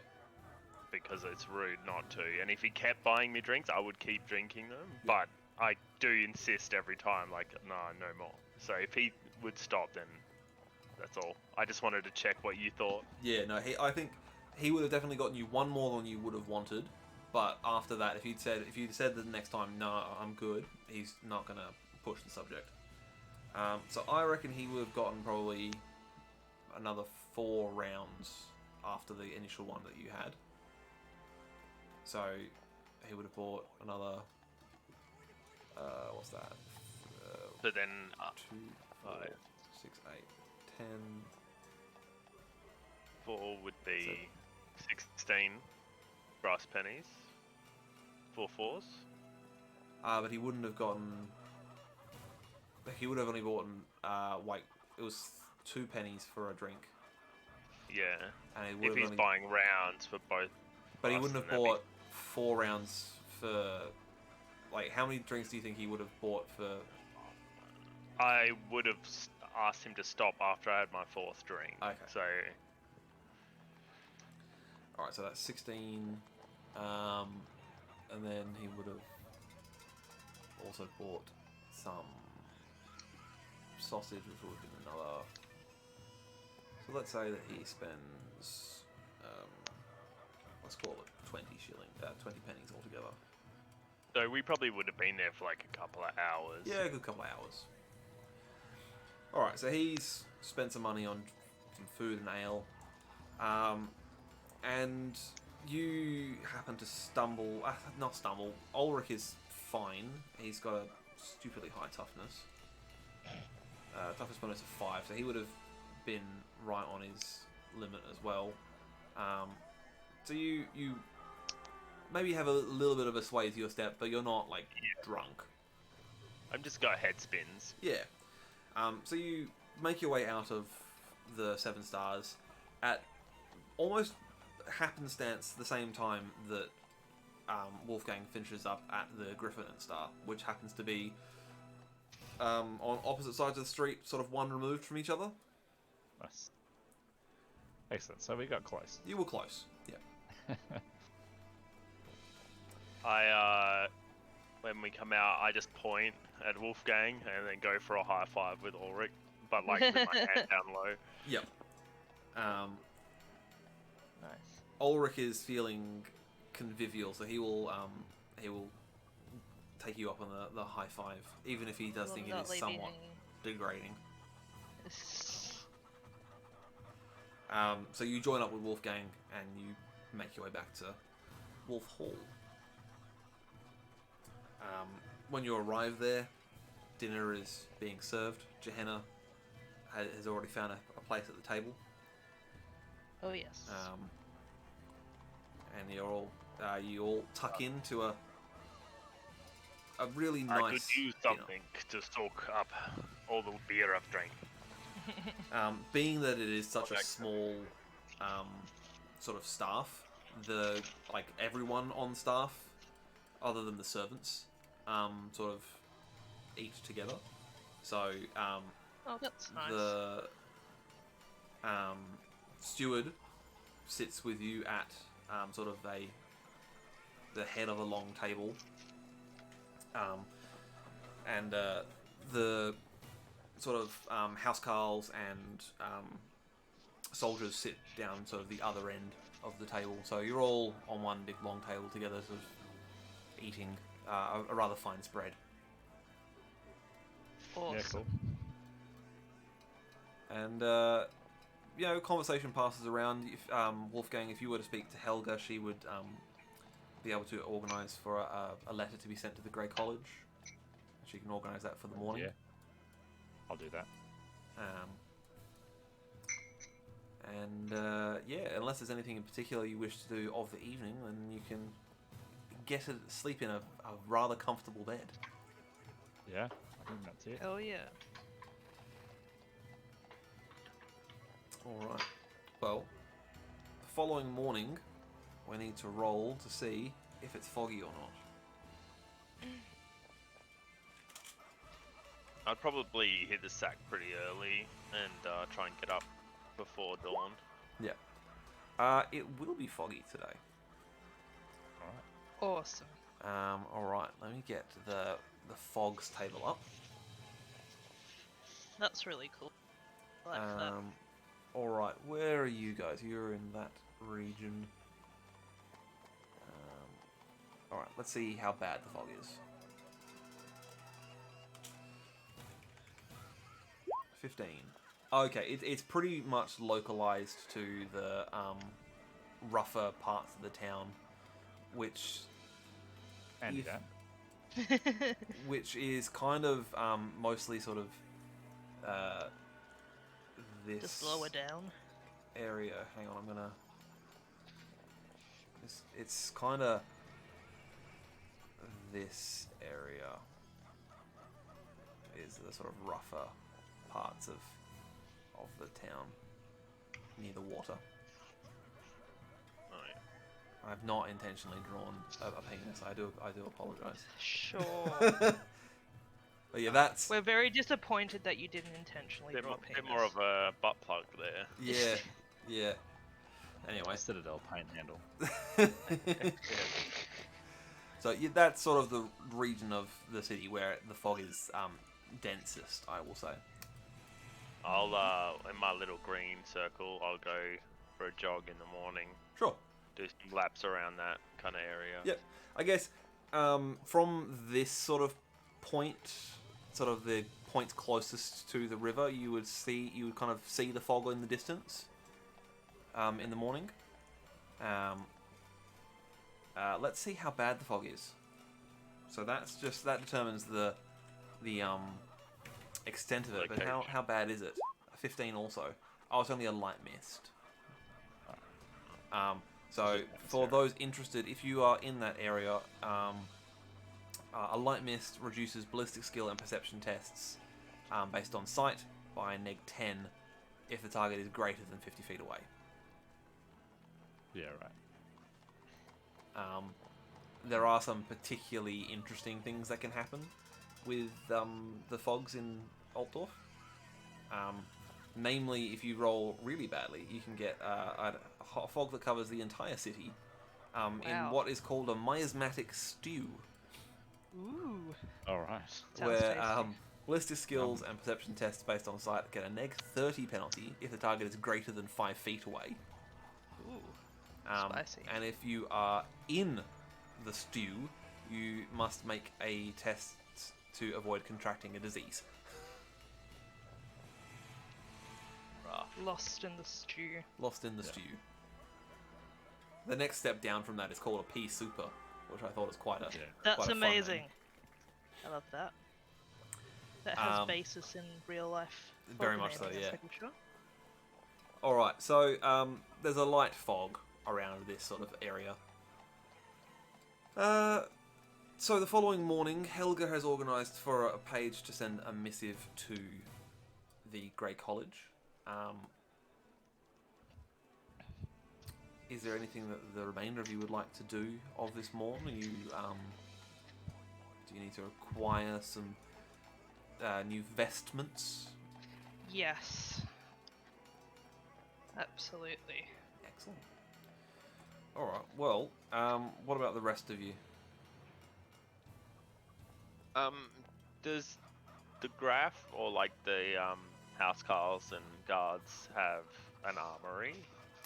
It's a small one, but yes, they do.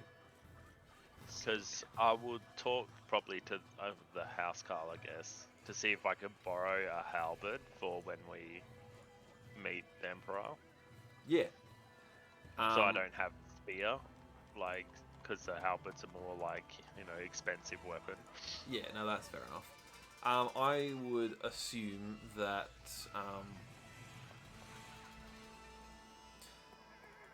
the steward or stewardess, I should say, would recommend that you speak with the sergeant at arms, who's the lead soldier stationed here at Wolf Hall. he understands that you will be being presented as an honor guard to these defenders, so he's more than happy to loan you a halberd for the viewing when it happens. Yeah, or any other like nice looking weapon they have, or what anything that can raise the esteem of the midden timers. Yeah. The halberds are probably they don't have any sort of great axes, which would probably be the true weapon of choice for a fellow Ulrican. But halberd's kind of an axe. Halberd is kind of an axe, right? Sort of. Yeah. Yeah. The next part of it. Yeah. So yeah, there's definitely a halberd, and he shows you that they've got a very small smithy on site where one of the soldiers has some very rudimentary smithing skills. So if you need any links in your chainmail fixed up, or if you've got any dings in your plate mail that need to be like beat out, he can assist with that. Yeah, probably. I would assume that because we were attacked. Yes. That yeah, I'll give him my breastplate. Yeah. I don't have chainmail at the moment. Oh no, I have a mail coat. I lie. Yeah, so yeah, maybe I'll give him that, and he can take some links out of it, like repair some links and stuff like that. Wolfgang, the same could be said for you. If you want to have your armor mended here, then you could pass them on to the soldiers here, and they can do as best they can. It's like they're not like master craftsmen; they're soldiers who know a little bit of smithing. But any dings in a breastplate or like broken links in a chainmail, they'll be able to repair quite comfortably. Yeah. You know what? I will. I'll let them do it. I won't go and find some fancy smith. Cool. I didn't really. My stuff's is in fairly good nick. I mean, we did have the fight, but actually no, I wasn't wearing most of it for the fight. That's true. That was the whole thing. Mine was all packed up. Yep. I was only wearing a little bit for the fight. So to be honest, I'll let them kind of give it a quick polish and a re-oil and stuff. But it's actually, it's fine. Like. So after a light breakfast, and that's concerning.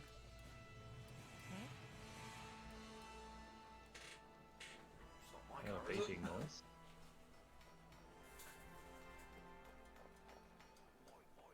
No, I don't think so. I don't think I like the neighbour's car. Okay. Don't break into my car, please.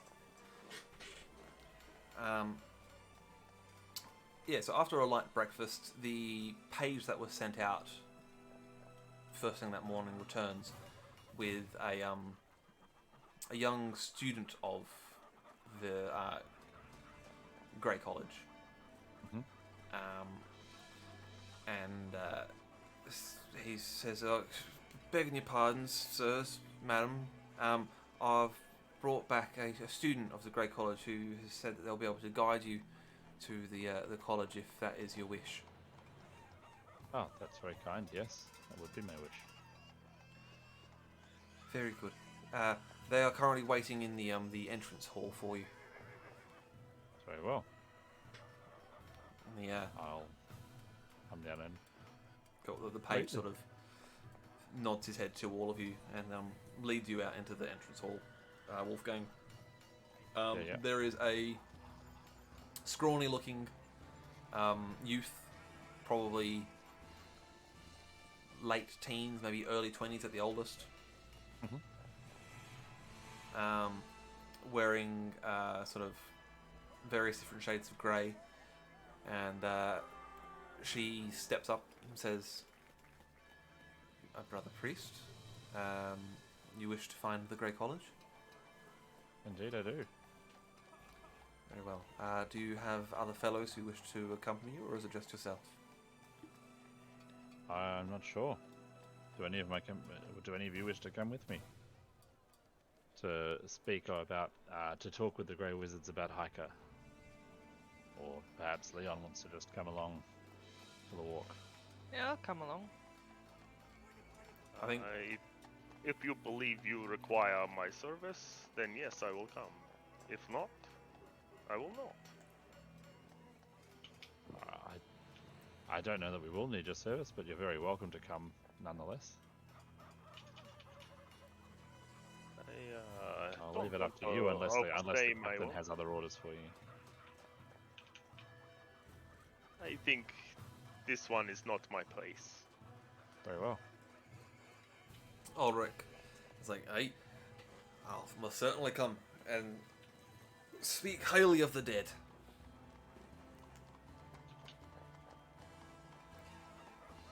Very well. So, after finishing up your breakfasts, you make your way into the Hexabezricht, I think is how it's pronounced. Sure. Yes, Hexabezricht is the region where all the colleges are. Oh.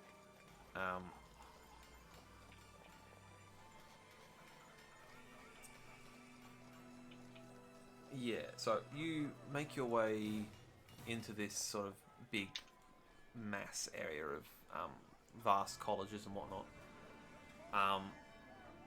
It becomes quickly apparent that what the priest said to you the previous day, Wolfgang, about it's quite easy to get lost here, is definitely self-evident. Like, you're certain you've walked down this street already today in the brief time you've been here, but the young student who's leading you insists that this is definitely a different street, and you've not walked here yet. Sure. Although you're sure that sign for that store is identical to the one you walked past not 5 minutes earlier. Yeah. Okay. Cool. Mysterious. It is mysterious. Mysterious indeed. You can see the College of Gold Magic, sort of belching plumes as the various alchemists there work on crafting, various different metal alloys and whatnot with their magic. There is a sort of bright light in the distance coming from the Light College. There is what appears to be some sort of greenhouse, which you assume is where the Jade College resides. It is in the name. It is in the name, after all. And you round a corner, and so this student who's guiding you is not 2 steps ahead of you, and you round a corner to find that they have disappeared. Okay. What? All right. So yeah, I do the sort of sudden stumble start. Like, what the fuck? What the Sigma? Yeah. What the signal? Yeah. Yeah. Yeah. I've completely forgotten the student's name. They didn't actually tell you their name. No, I didn't think so. No, hello? Student of the Great College. I seem to have lost which way you went. Well, the street runs east and west. You had just turned the corner to go east. Do you wish to continue down that path? I suppose so. But like going sort of slowly and carefully and just seeing if there's any like doors or sort of unseen alleys that might sort of suddenly spike off somewhere. Yep. Alright, you make your way down for, I don't know, several paces. I'll get each of you please to make for me a hard perception test.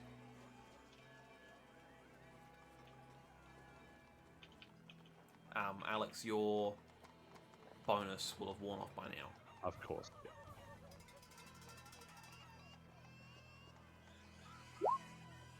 Oh! Not that it matters. Nicely done. Come on, computer. Let's get in there. Alright, so hard. Yep, hard. Not bad. All right. I'll do one for Ulrich. I'm as on well. board with that. Perception. Your Not- perception is 85, Steph. Jesus. Yeah, what the heck? Oh, Steph, you've got I'm- advantage on that.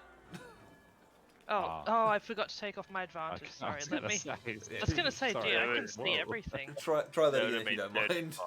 Let me just unadvantage myself. You to see how a I go hole there. in That's the still universe. pretty good. I see Yeah, all. very good.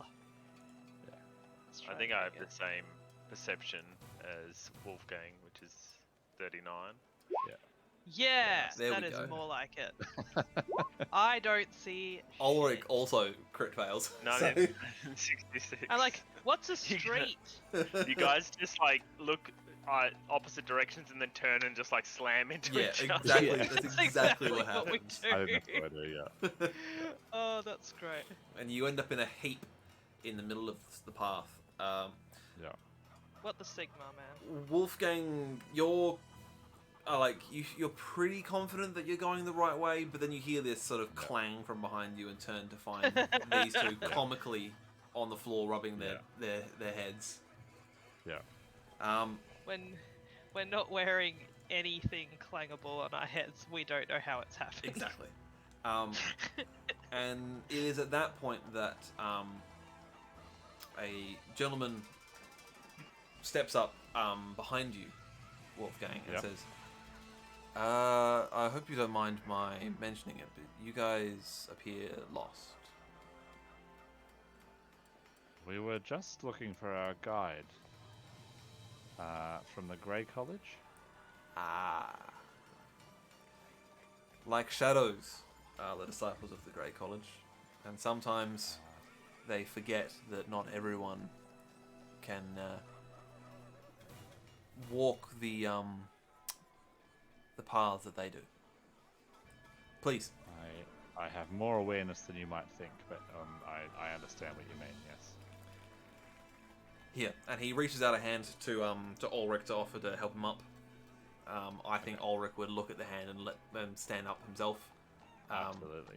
The gentleman will shrug and offer his hand to Johanna to assist her up. Sorry, that cut out for me. Just say again. The gentleman offers his hand to you to assist you up. Oh, yeah, I'll take his hand. That's Cool. very kind. So he helps you up. Remove And, him of his watch. Sorry? Just No, Just I've remove still the got a watch. concussion. I haven't thought Yeah. that far ahead. And he's like, please, allow me to, where are you trying to get to?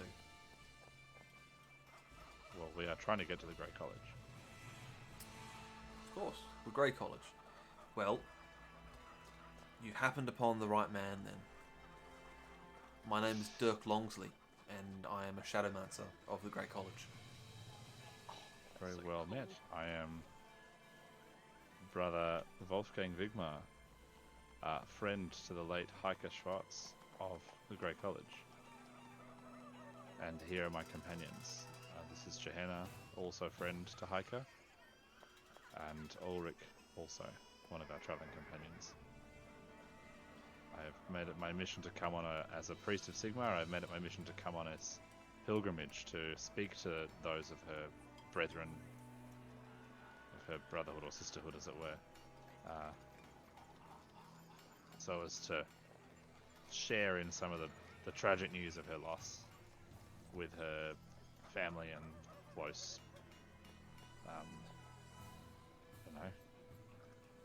colleagues.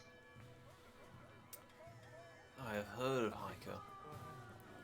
Never met her, but the name rings a bell. It's always a sad day when we lose one of our fellow brethren to the shadows. Come, Indeed. I will lead you to the Grey College. I shall not be so hasty as the young novice who has left you astray. And he Now- walks with you at a I'm- somewhat sedate pace. Yeah, sorry. Yeah. No. I don't know what the appropriate skill or reaction or response is, but essentially, I'm not entirely trusting of him Okay. because of our recent dalliances with Chaos, which obviously out of character are very much my fault. But Yeah. obviously, I know that Hiker went, was sucked into a portal that I also was into. Yeah. All right. An Yeah. insight is probably the right one. Yeah, sure. Like I'm sure he's probably fine, right? But also, again, in character, I'm very much. Yeah, hang I on, think. prove it sort of thing, but I'm not quite sure what I I'm would going to say it's like going to how be I would a do that. difficult insight test. Yeah.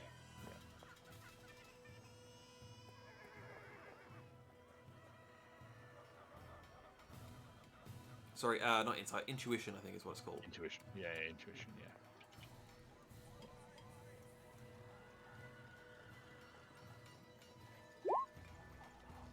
All right. I might. No, I'm just gonna take it. That's You're fine. going to accept Yep. it. Yeah, you definitely don't trust him. Yep. He's giving you the feeling that he has not been wholly truthful with you. About what, Yep. you're not sure. Maybe he does know Hiker. Maybe Sure. he's not actually a Shadowmancer. Maybe Dirk Longfleet's not his real name. You don't know. Oh, that's the most likely. Oh, it's just whether. Well, I mean, what even are if they? I'd rolled like a high success or whatever. I mean, I don't know what's going on, but essentially, what I'm just saying is, I don't trust him for whatever reason. Yep. It looks Is like there he any- listens to the wrong kind of podcast. Through an To orb, the obviously. other two of you who are not quite as paranoid, you're more than welcome to make intuition tests as well if you want. Oh yeah, why not? I Since will we're say here. that for yourself and for Ulrich, they will be just challenging intuition tests. I think that Wolfgang is just a bit on edge. So that's int, right? There is a specific intuition skill. Oh. Alright. There it is. Which uses So, what was the difficulty, sorry? intuition characteristic, I think. Challenging. Yeah. Challenging, sure. Cool. Jihada's just living her best life, enjoying the moving, like, pathways, thinks he seemed a pretty alright dude. He helped her up. Yeah. That seems like a nice thing to do. Hello. I just noticed that our friend has joined us and has said Yay! Hello! Hey, hey, Welcome. hey. Welcome! My friend.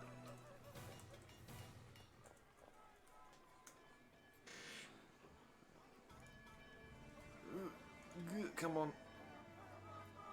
My computer is struggling with the number of screens I've got open. Oh no. Okay, Oh, no. cool. Right, fine. Okay, so you follow Dirk. He seems to be quite, quite garrulous. He's speaking freely. He's got a fairly quiet voice, but he's not, he's sort of remarking on some of the news of Altdorf, some of the, general chit-chat of the day. Nothing untoward, really. And you're all making the appropriate polite noises. Sort of, yes, and of course, I see. I'm sort of probably going a bit quiet. Sure. And I am sort of just. I don't have any weapons out. Yes. Like we're just walking on a street. That would be weird. That would be weird. But I'm definitely sort of. My hand's resting on my hammer as Yeah. it's sort of hanging on my belt, kind of thing. Yeah. You're a bit more put in mind of using weapons. I'm quivering again, but in a negative way. You are Definitely not the turgid different type in of any quivering sense. this time. That's it. Yeah. So he leads you through a bunch of winding streets, and eventually you come to what appears to be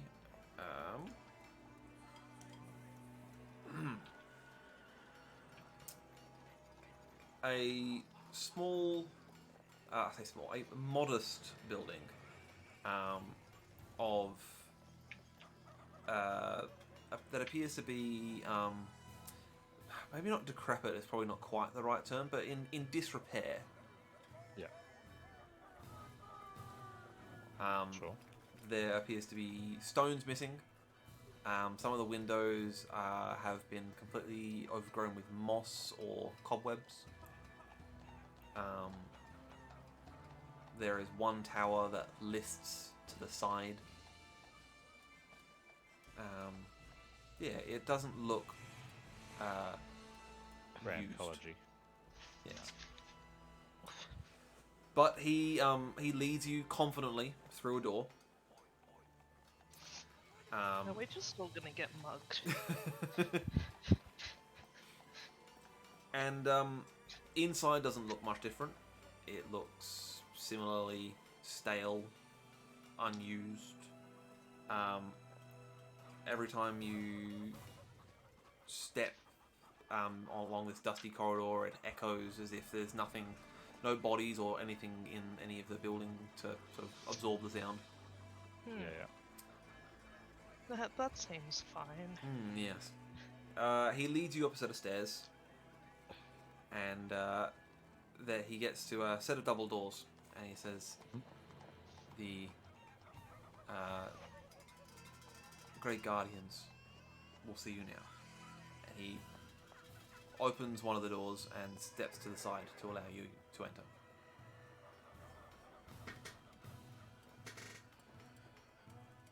I'm not going to go through first. I'm sort of Johanna thinking will, back because she's a patsy.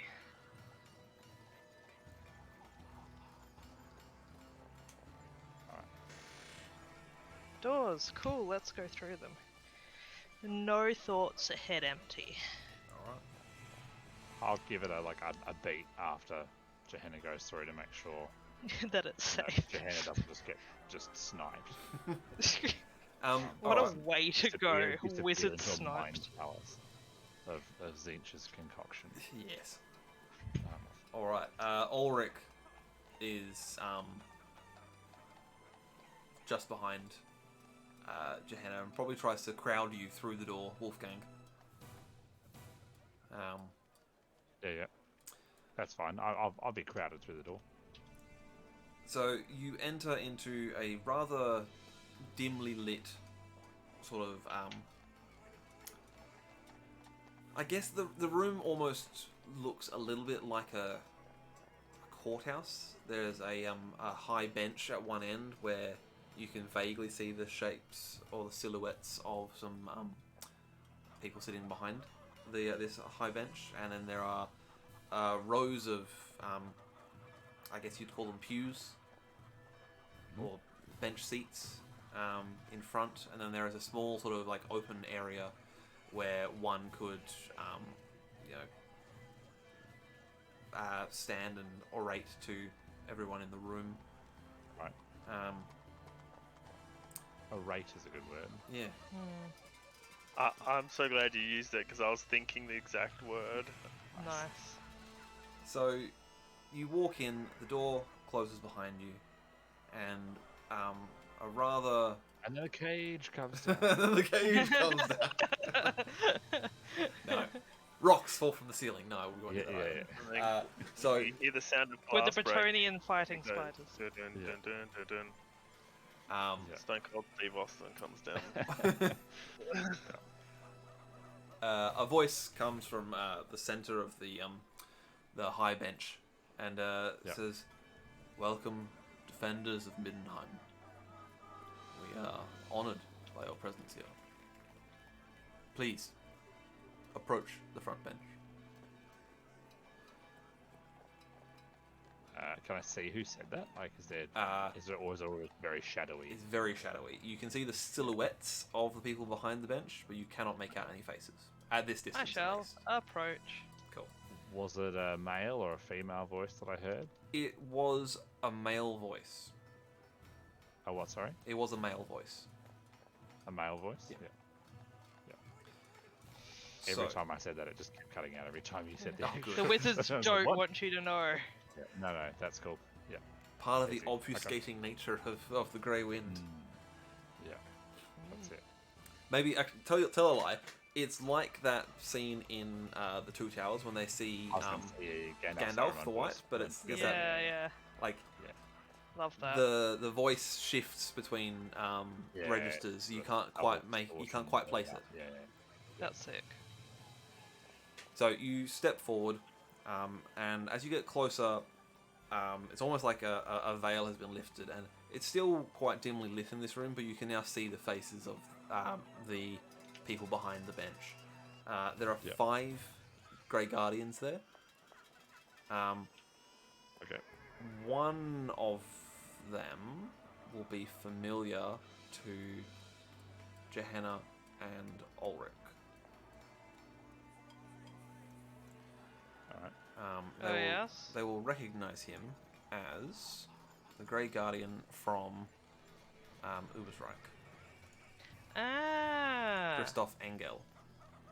Yes. Cool.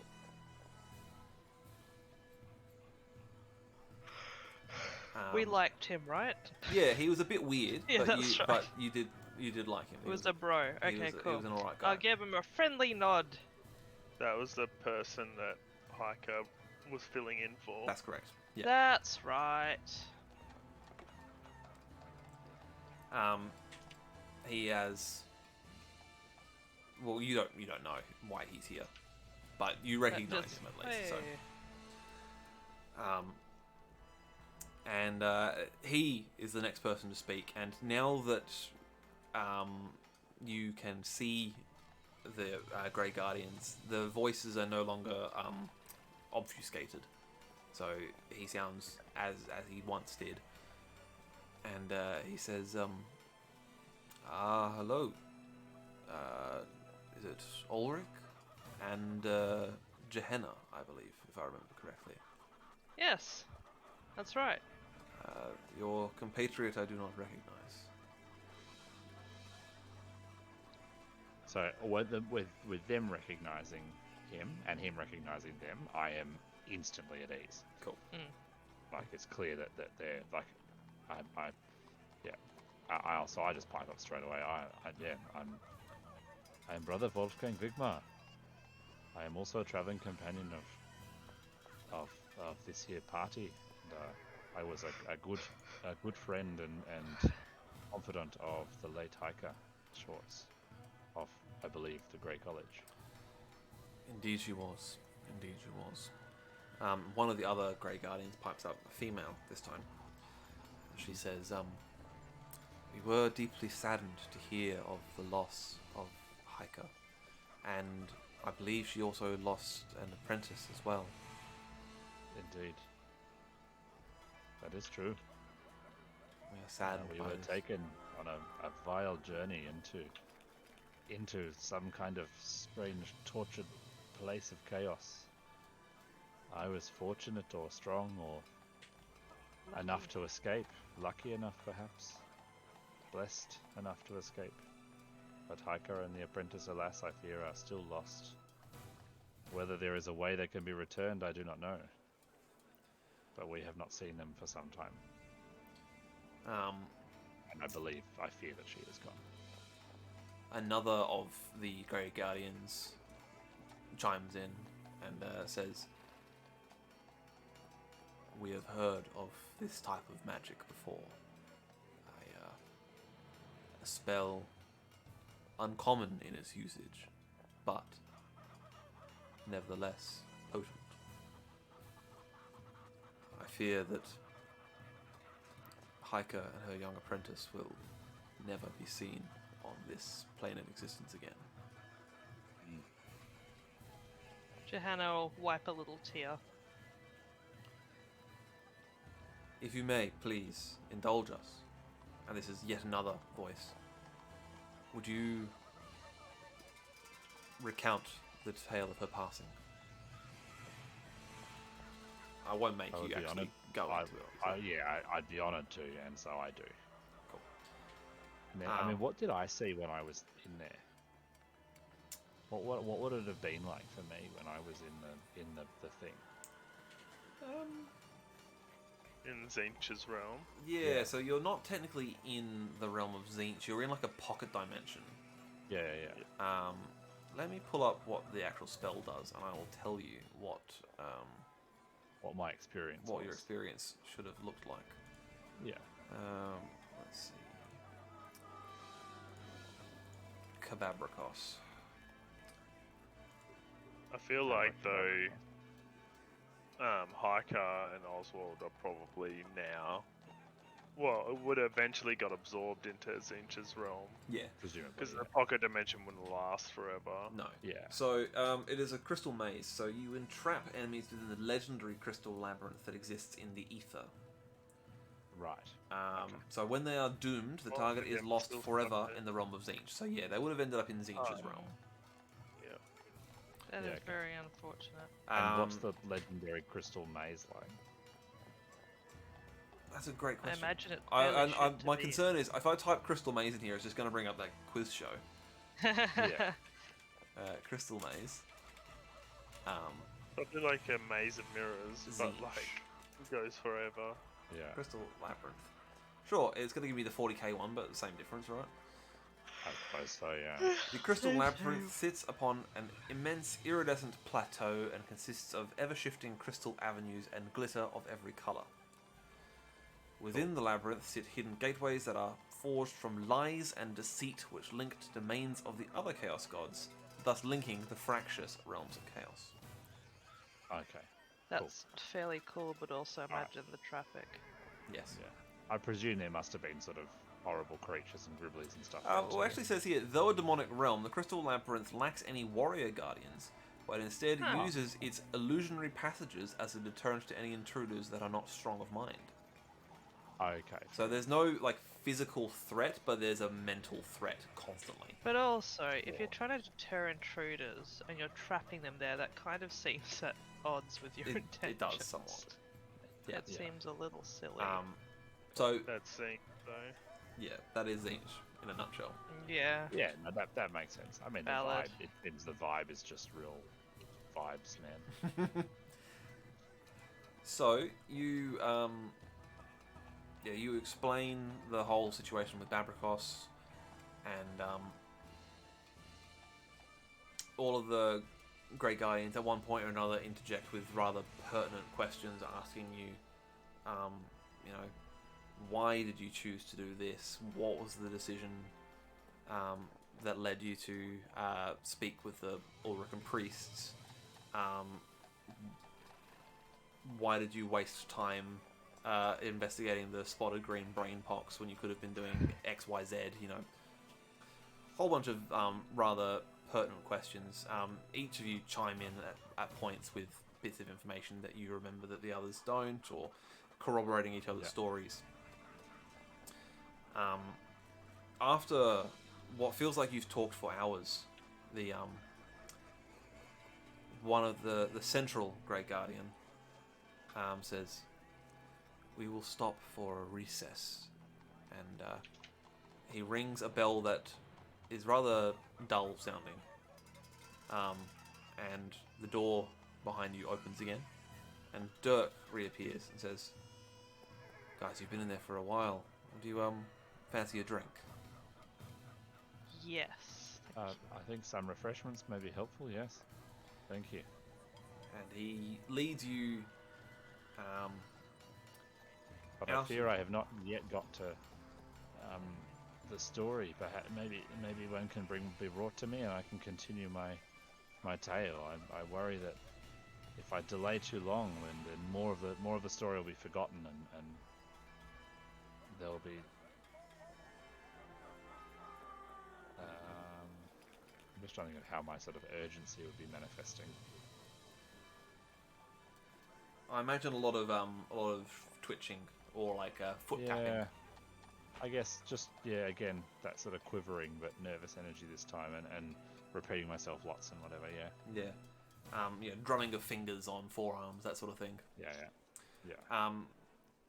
He'll he'll say, "Fear not. The Grey Guardians are heavily invested in your tale at this point. I fear this will be a short recess, but At the very least, I can That is- offer you some refreshments. So he leads you back down the stairs. You go down a slightly different corridor to where you did before, and you end up in what appears to be a sort of mess hall. Cool. And he gestures you to some benches, and he disappears off and comes back with a tray with some cups of watered wine and some bread and cheese for you all. Cool.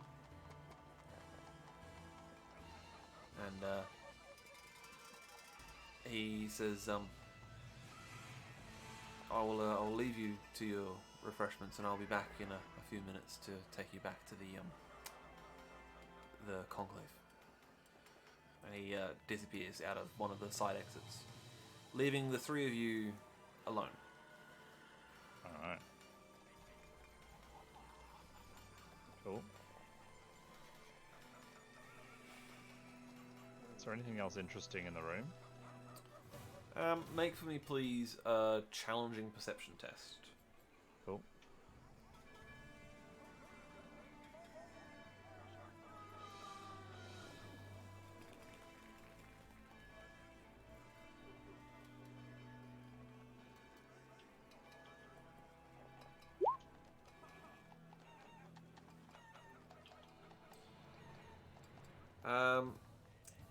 It appears to be like any other mess hall that you've seen. Somewhat more rundown looking. Mm-hmm.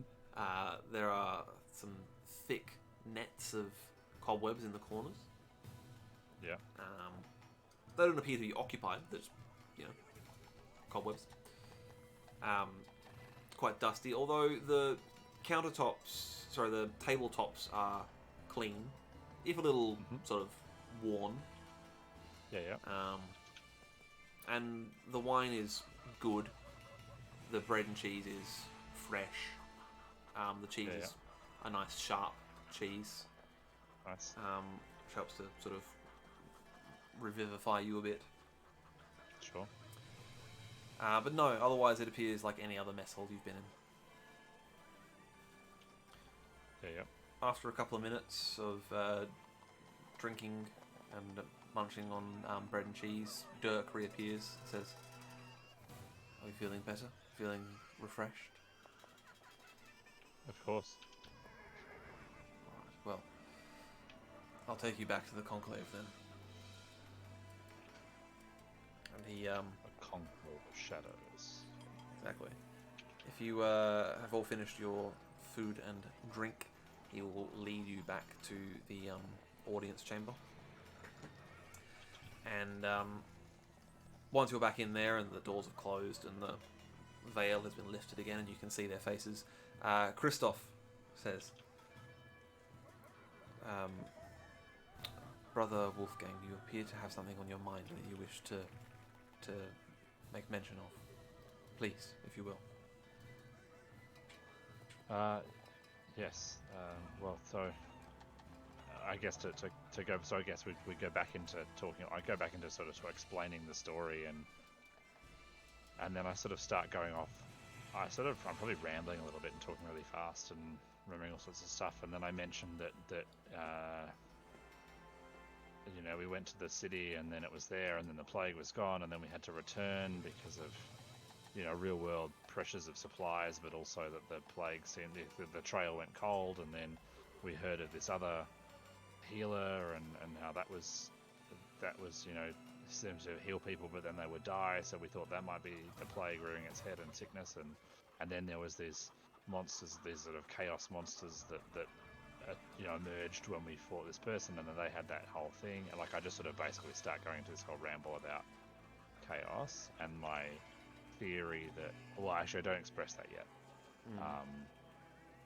But I go down that, and then I explain that really what I'm wanting to do, though, my main hope here is to be able to let Heike's family know that she has passed, and I want this is a sort of like a pilgrimage I've sworn on in Sigmar's name as a priest of Sigmar, and knowing Heike's and the Grey College's belief in fighting chaos for Sigma. This is my challenge that I've taken, and they need to tell me where their family is so I can tell them myself.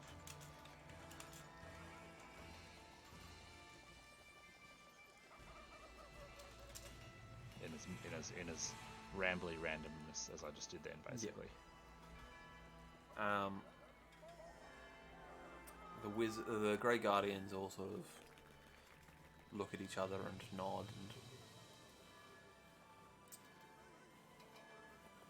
Christoph then says,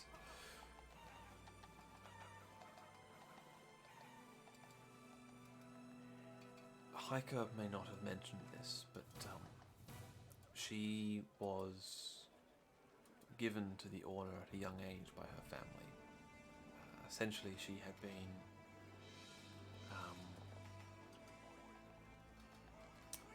disowned, I think is the polite turn of phrase. Some families of the Empire still fear magic. Unfortunately, I believe Heike's family was one of those. And as such, she was given to the Order when it was discovered that she had latent magical ability.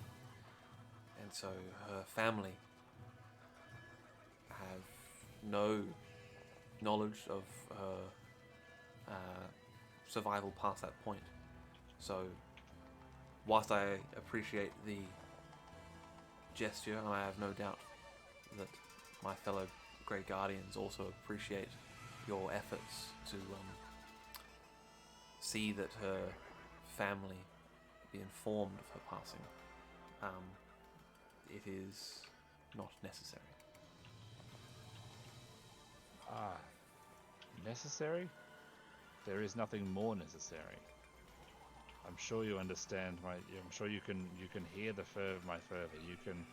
You are people of Sigma. You are people of the Empire. This is not just some words or document or hollow promise. This is an oath I have sworn on my hammer to the God King, in the name of our dear departed friend and confidant, and probably my closest traveling companion, a kindred soul.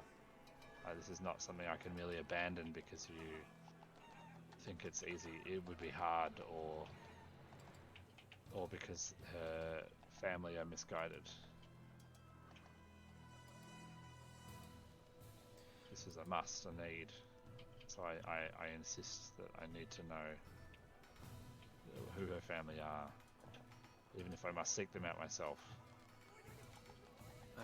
One of the other Grey Guardians, the female voice you heard before, says, "Justly put, Priest of Sigma, justly put indeed. There is a nobility to your cause, certainly, and while I respect my esteemed colleague's opinion that her family would care not for knowledge of her demise, I sympathize with your cause. We will look into our archives and find records of hikers being brought into the Order to determine where her family originates from."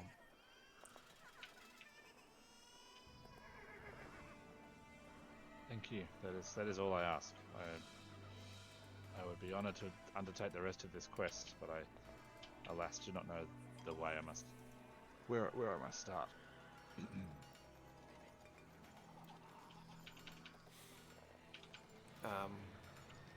A fourth voice says, "Should you undertake this task, we have a need for individuals of your talents, persuasion, who travel the length and breadth of the Empire to provide us with information of the various comings and goings of people, of those in power, those not in power. Would you and your companions be able to provide us with this information from your travels? We would be most appreciative. But of course. And I will... I actually, if I'm not mistaken, I believe myself and Hiker kept a copy of the documents we got from the cult with the books, the book clubs, basically. Spider. The spider lady? Spider lady, Yeah. and there was Yes, like you did. there was oh my god, yeah. and it was me and Hiker that kept those. Yep, you did indeed. And so I will provide that copy. I'll present it to them now. Yeah, fantastic. Look at you go. To be honest, Remembering that you It'll had be a in my- vital piece of it'll be information. in my satchel. It'll be in my satchel bag. Yep. You know, alongside my holy book. Yep. And my sort of notebook that the two of us scroll together, and I say it, and I explain, and I add to the story, and just so happened that this was actually a project that Hiker and myself worked on, based off this, and because I mentioned the spider cult because that was part of that flow-on story, wasn't it? Yes. So yeah. You go to offer the page up, and as you sort of raise your arm up, a wizard in grey robes appears next to you and says, I will take that and pass it on to the Grey Guardians." Very well. And they take it from you, nod their head, and as you sort of step back, they sort of step with you into the shadows and disappear. Okay. With me, or it's just with They the step name? back at the same time as you step back, Oh, okay. And then and they just they disappear. yeah. And you can't tell if it's just because they took a further stride into the darkness at the back of the room, or if they disappeared by magic. Yeah, cool. But they I'm have going to disappeared. assume it's magic. Like, Yeah. And Pretty you mysterious shit. you can see that the Grey Guardian sitting at the centre of the bench is now holding the note with the list of names. So I'm sure. Well, that's ruddy mysterious. Would be what. Oh, most certainly. Or it would He'll probably say. be like, "Fuck." Yeah. Yeah. Yeah. I would say so. Yes. So the Grey Guardian puts on a pair of spectacles and looks over this list, and the most you get from him is a raising of an eyebrow as he peruses this list of names. Yeah. And he passes it along to the next one down the line and says, Yeah. "This information will most certainly prove useful in our efforts to root out corruption within the Empire." Of course.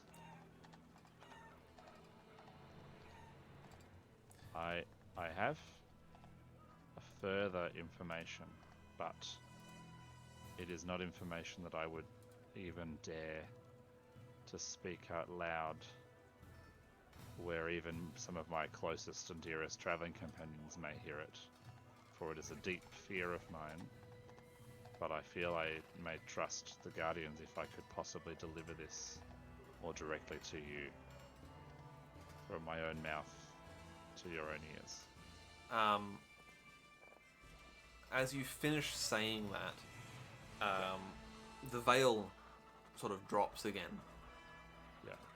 and then in the space of the blink of an eye, it lifts once more, and you find yourself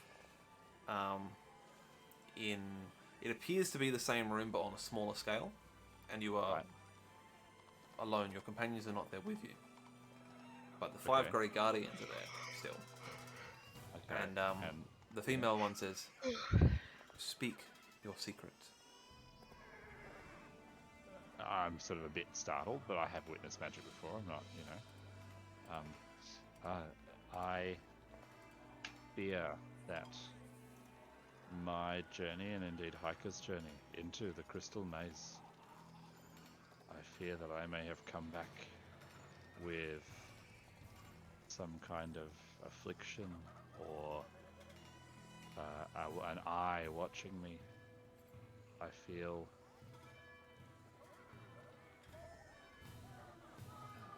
there have been happenings, strange occurrences. There have been misfortune has befallen our party. There have been beasts and creatures have attacked us in woods that are normally safe. These summonings, these monsters we fought, this healer, she was clearly a hiker, and myself examined her over the course of weeks traveling, and yet we could not find any evidence that she was corrupted, and yet she spread this corruption without it lingering on her. And yet I have returned from this maze, and then there was even an incident as we made to leave, just as we were about to board the carriage in Middenheim. These foul beasts, these demons of chaos, manifested themselves right there in the square and attacked us. And I fear that we are being hunted by some greater power or some evil presence. We may have defeated Babracross, but we may have brought the ire of someone else.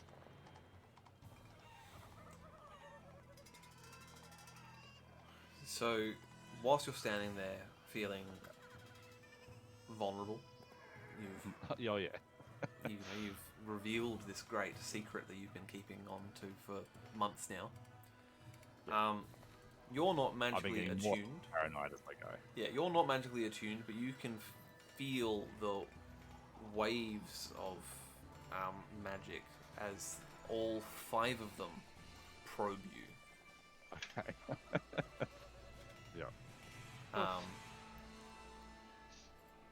It's palpable. It feels like if you had walked into a pea super type of mist. Like you feel like there is this sort of sticky sort of fog that is encompassing you. You can't see it, but you certainly feel it.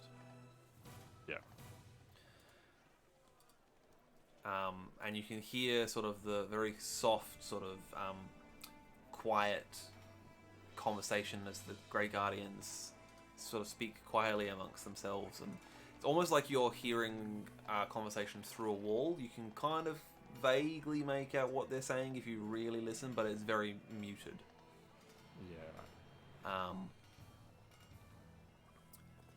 And this goes on for you feels like an uncomfortably long period of time. Yeah, cool. So while I'm doing this, what's happening for everyone else? Just watching you uncomfortably. Now this is the thing. You can see me. For you guys, as far as you're aware, they're still in the room with you. Wolfgang is still exactly where he was. He's standing in between the two of you and slightly forward. The 5 Grey Guardians are still sitting behind their bench, but they all appear sort of frozen in a moment.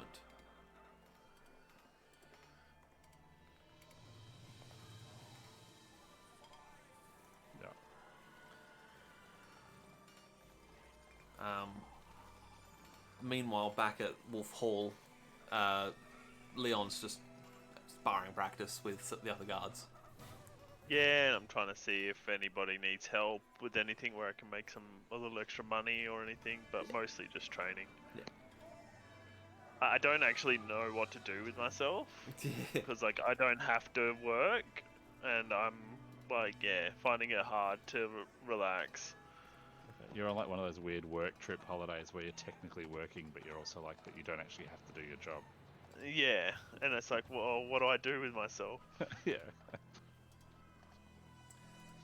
So, Wolfgang, eventually this sort of fog lifts off of you. Sure. It feels like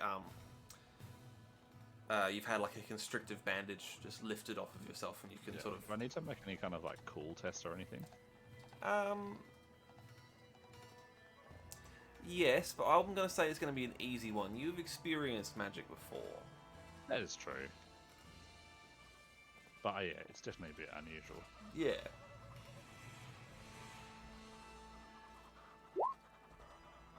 Oof. That's not a crit fail. No, it's not. I'm gonna fortune that. Though. Sure.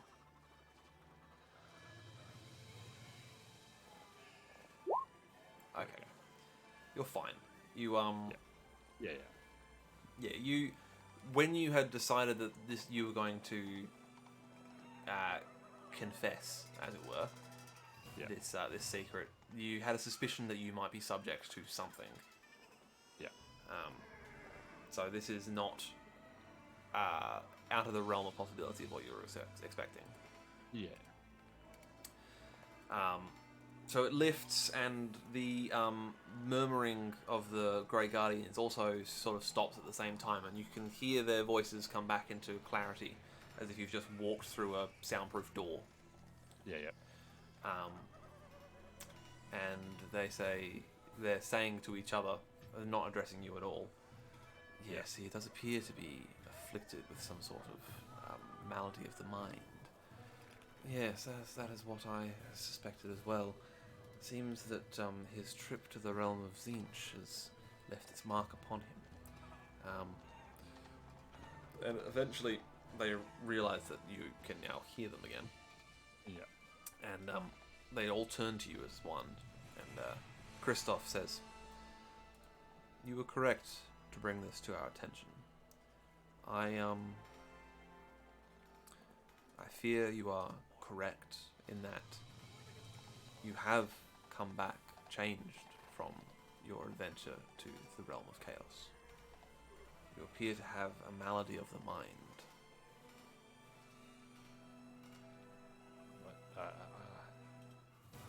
No, I am certain of what I know and who I am and what is true and what is not, and my faith in Sigmar, and I had the strength to come back, and if I could come back but Heike could not, that just does not make sense. Trying to attribute a greater mind than I, yet for her to be lost and me to return. Trying to attribute sense to the god of chance is folly.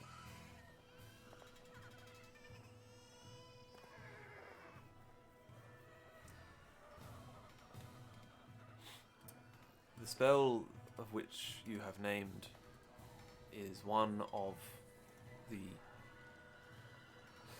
four elements of chaos known as the Lord of Change, or Zinch, to speak his name, if you will.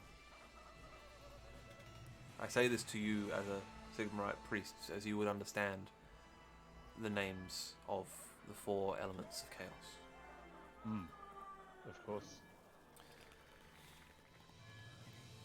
As the Lord of Change, it is in his power to afflict the minds of those that it touches. Now, you were in his realm for a short period of time, and although you are a stalwart follower of Sigmar and are both blessed and anointed in his name, even the mighty may be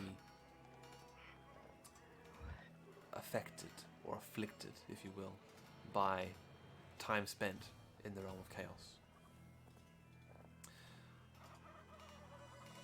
As he is the Lord of Chance, I fear it is a pure instance of chance that you survived and Heike and her apprentice did not.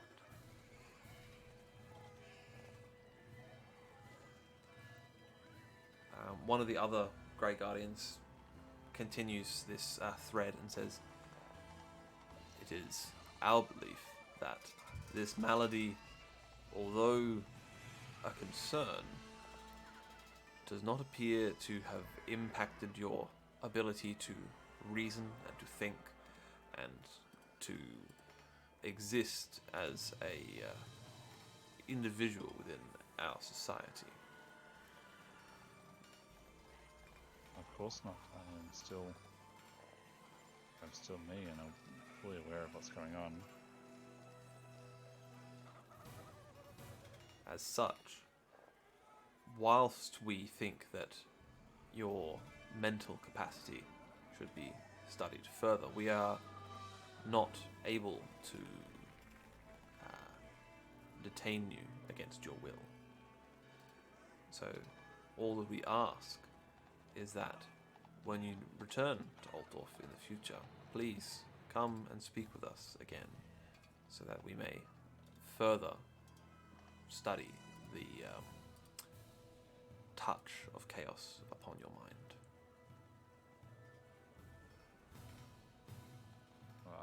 I will certainly think on this. And then the veil comes down again and back up, and you are back in the audience hall with Johanna and Ulrich. To them, essentially no time has passed.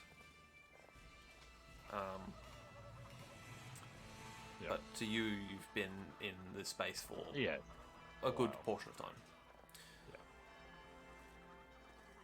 Yeah. The head Grey Guardian says once again, if there are no further pieces of information that you wish to pass on at this time, then we thank you for bringing news of the demise of one of our brethren and her apprentice, and we ask that you return to the Great College when you are next in Altdorf, and to pass on any information that you gather along your journeys. Of course. And the what of my and the information of Heike's family. The Grey Guardian who sort of stepped up to your defense earlier in regards to that says, we are currently looking into our archives to find information as regards to Heike's family, and we will have this information delivered to you at Wolf Hall once it has been located. Thank you.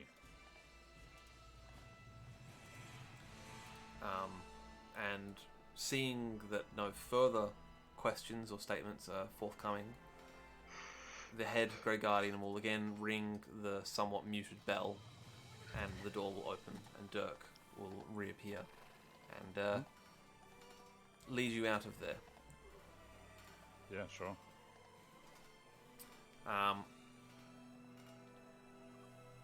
I think we'll leave it there for tonight. Yeah, fair enough. It's actually gone longer than I thought it would. Yeah. It's good though. So, yeah. Glad we managed to get that done. Alex, I think that was your short-term goal. Possibly. You're also lucky to not be dead. Very lucky to not be dead. Yeah, I realised that. Yeah, it was my short-term goal. Yeah. So that's 50 XP. Cool. Nice. Yeah. Also, did I give you guys XP for the Beastman fight and the? I don't believe I did. No. You would have gotten combined 40 experience from both the Beastman fight and the Blue Horrors fight.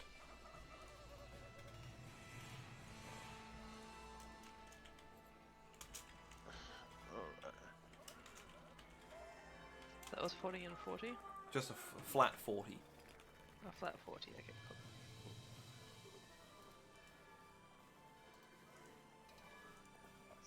cool. Just added that into Ulrich's character sheet so he doesn't forget about it. Beast horrors. Alright.